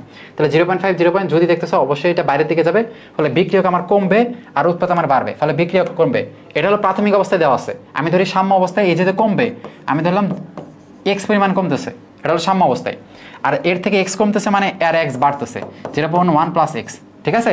ফলে সাম্য অবস্থায় কিন্তু এর এত মোল, এর এত মোল, তাহলে সাম্য অবস্থায় মোট মোল, সাম্য অবস্থায় মোট কত, 0.5 মাইনাস এক্স, এই দুটো যদি যোগ করো সাম্য অবস্থায় মোট কত হয়, 0.6 পাও, ঠিক আছে। এখন তোমারে বলছে সাম্য অবস্থায় বি এর ঘনমাত্রা কত, এই যে কেসির মান দেওয়া আছে, তাহলে কেসি এখন সমান তুমি কি জানো, কেসি সমান তুমি কি জানো, এত আর বি এর ঘনমাত্রা এত এত হলে বিক্রিয়ার সাম্য অবস্থায় বি এর ঘনমাত্রা বের করো।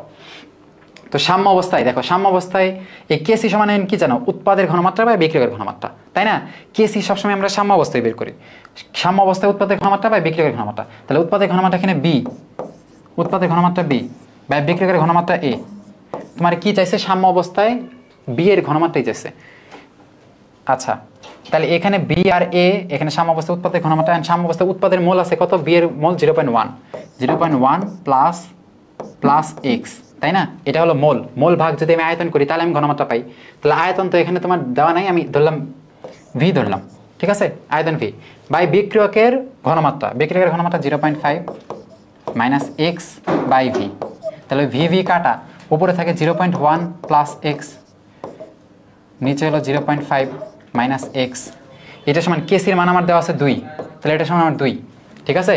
তাহলে আমি যদি একটু করি, কোনাকুনি গুণ করি, তাহলে দেখবা 0.1 প্লাস এক্স ইন্টু 2 দিয়ে গুণ করলে হয় 1 মাইনাস 2x, তাই না। তাহলে 3x সমান আমার কত, 0.9, অর্থাৎ x সমান আমার কত, 0.1, তাহলে ax সমান আমার 0.1 বের হইল, ঠিক আছে। তাহলে তুমি সাম্য অবস্থায়, এই যে সাম্য অবস্থায়, সাম্য অবস্থায় এর ঘনমাত্রা কিন্তু এইটা ধরছিল, সাম্য অবস্থায় বি এর ঘনমাত্রা ছিল কত, এই যে এটা, ঠিক আছে। সাম্য অবস্থায় বি এর ঘনমাত্রা ছিল এই যে এটা ছিল সাম্য অবস্থায় বি এর ঘনমাত্রা, তাহলে এক্স এর মান তো 0.1 পাইলেই, ঠিক আছে।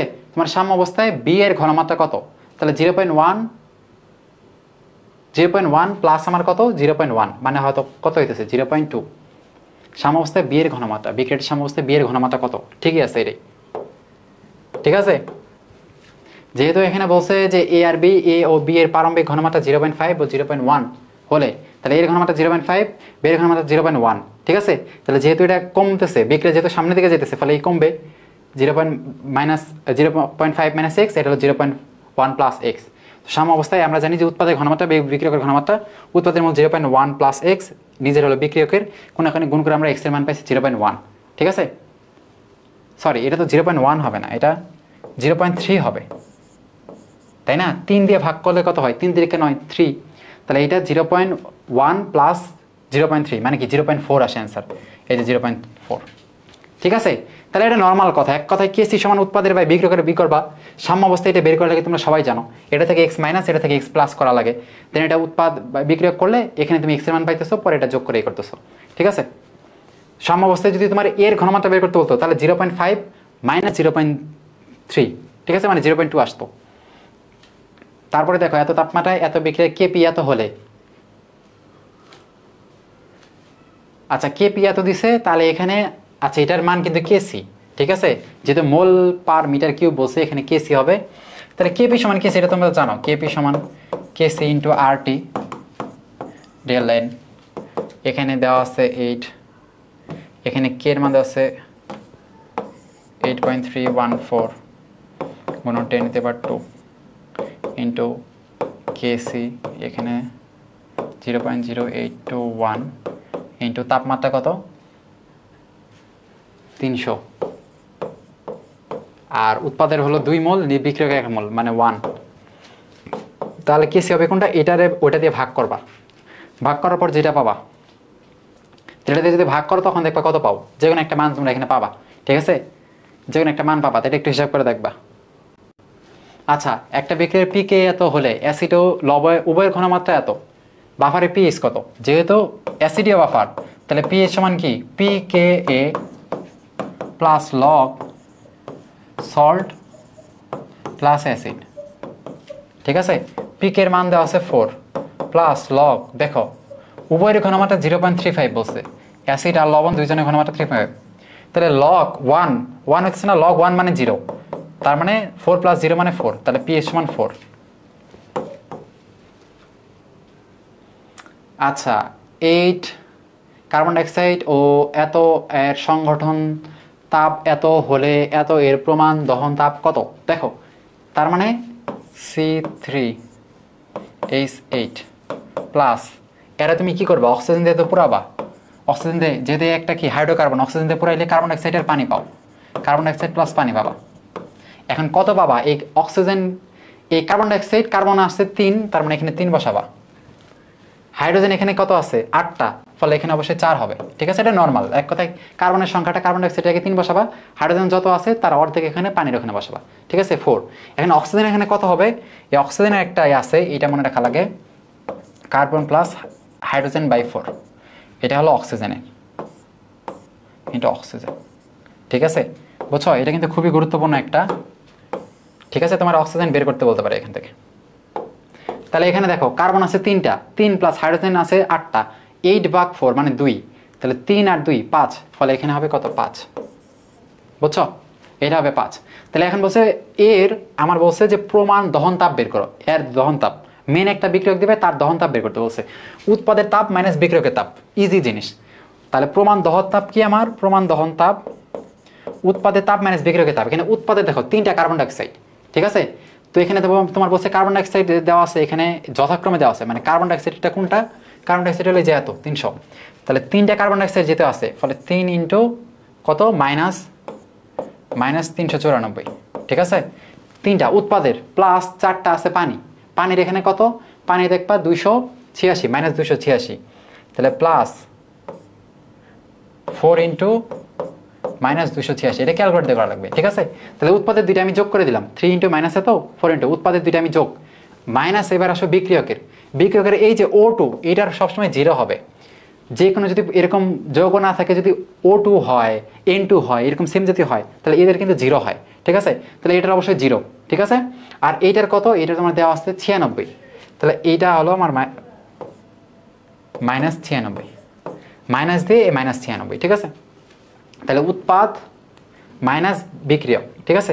এটা যদি করো তাহলে দেখবে একটা অ্যান্সার, যেহেতু সবার আগে দেখতেছি মাইনাসই, ফলে দেখবা যে মাইনাস 2230 অ্যান্সার কিলো জুল তাপ, ঠিক আছে? এটা হবে অ্যান্সার। তাহলে এটাই আমাদের লাস্ট স্লাইড ছিল, তোমরা দেখলা যথেষ্ট কঠিন কঠিন টাইপের একটু এমসিকিউ এখানে আসতেছে, বাট এটা প্রত্যেকটা কিন্তু সহজ, আর ম্যাক্সিমামগুলো রিপিট হইতেছে। তো তোমরা এটা এখানে করবা, আমরা নেক্সট তোমাদের দেখাবো রসায়ন দ্বিতীয় পত্র দেখাবো। তো এটা এটুকুই, একটু এই জিনিসগুলো ভালো করে দেখো, কোয়েশ্চেন ব্যাংক লাস্ট টাইমে তোমরা একটু পড়ো, হ্যাঁ এগুলো রিপিট হবে, আশা করি পারবা। তো সবার জন্য শুভকামনা, আশা করি তোমাদের পরীক্ষা অনেক ভালো হোক। আল্লাহ হাফিজ সবাই।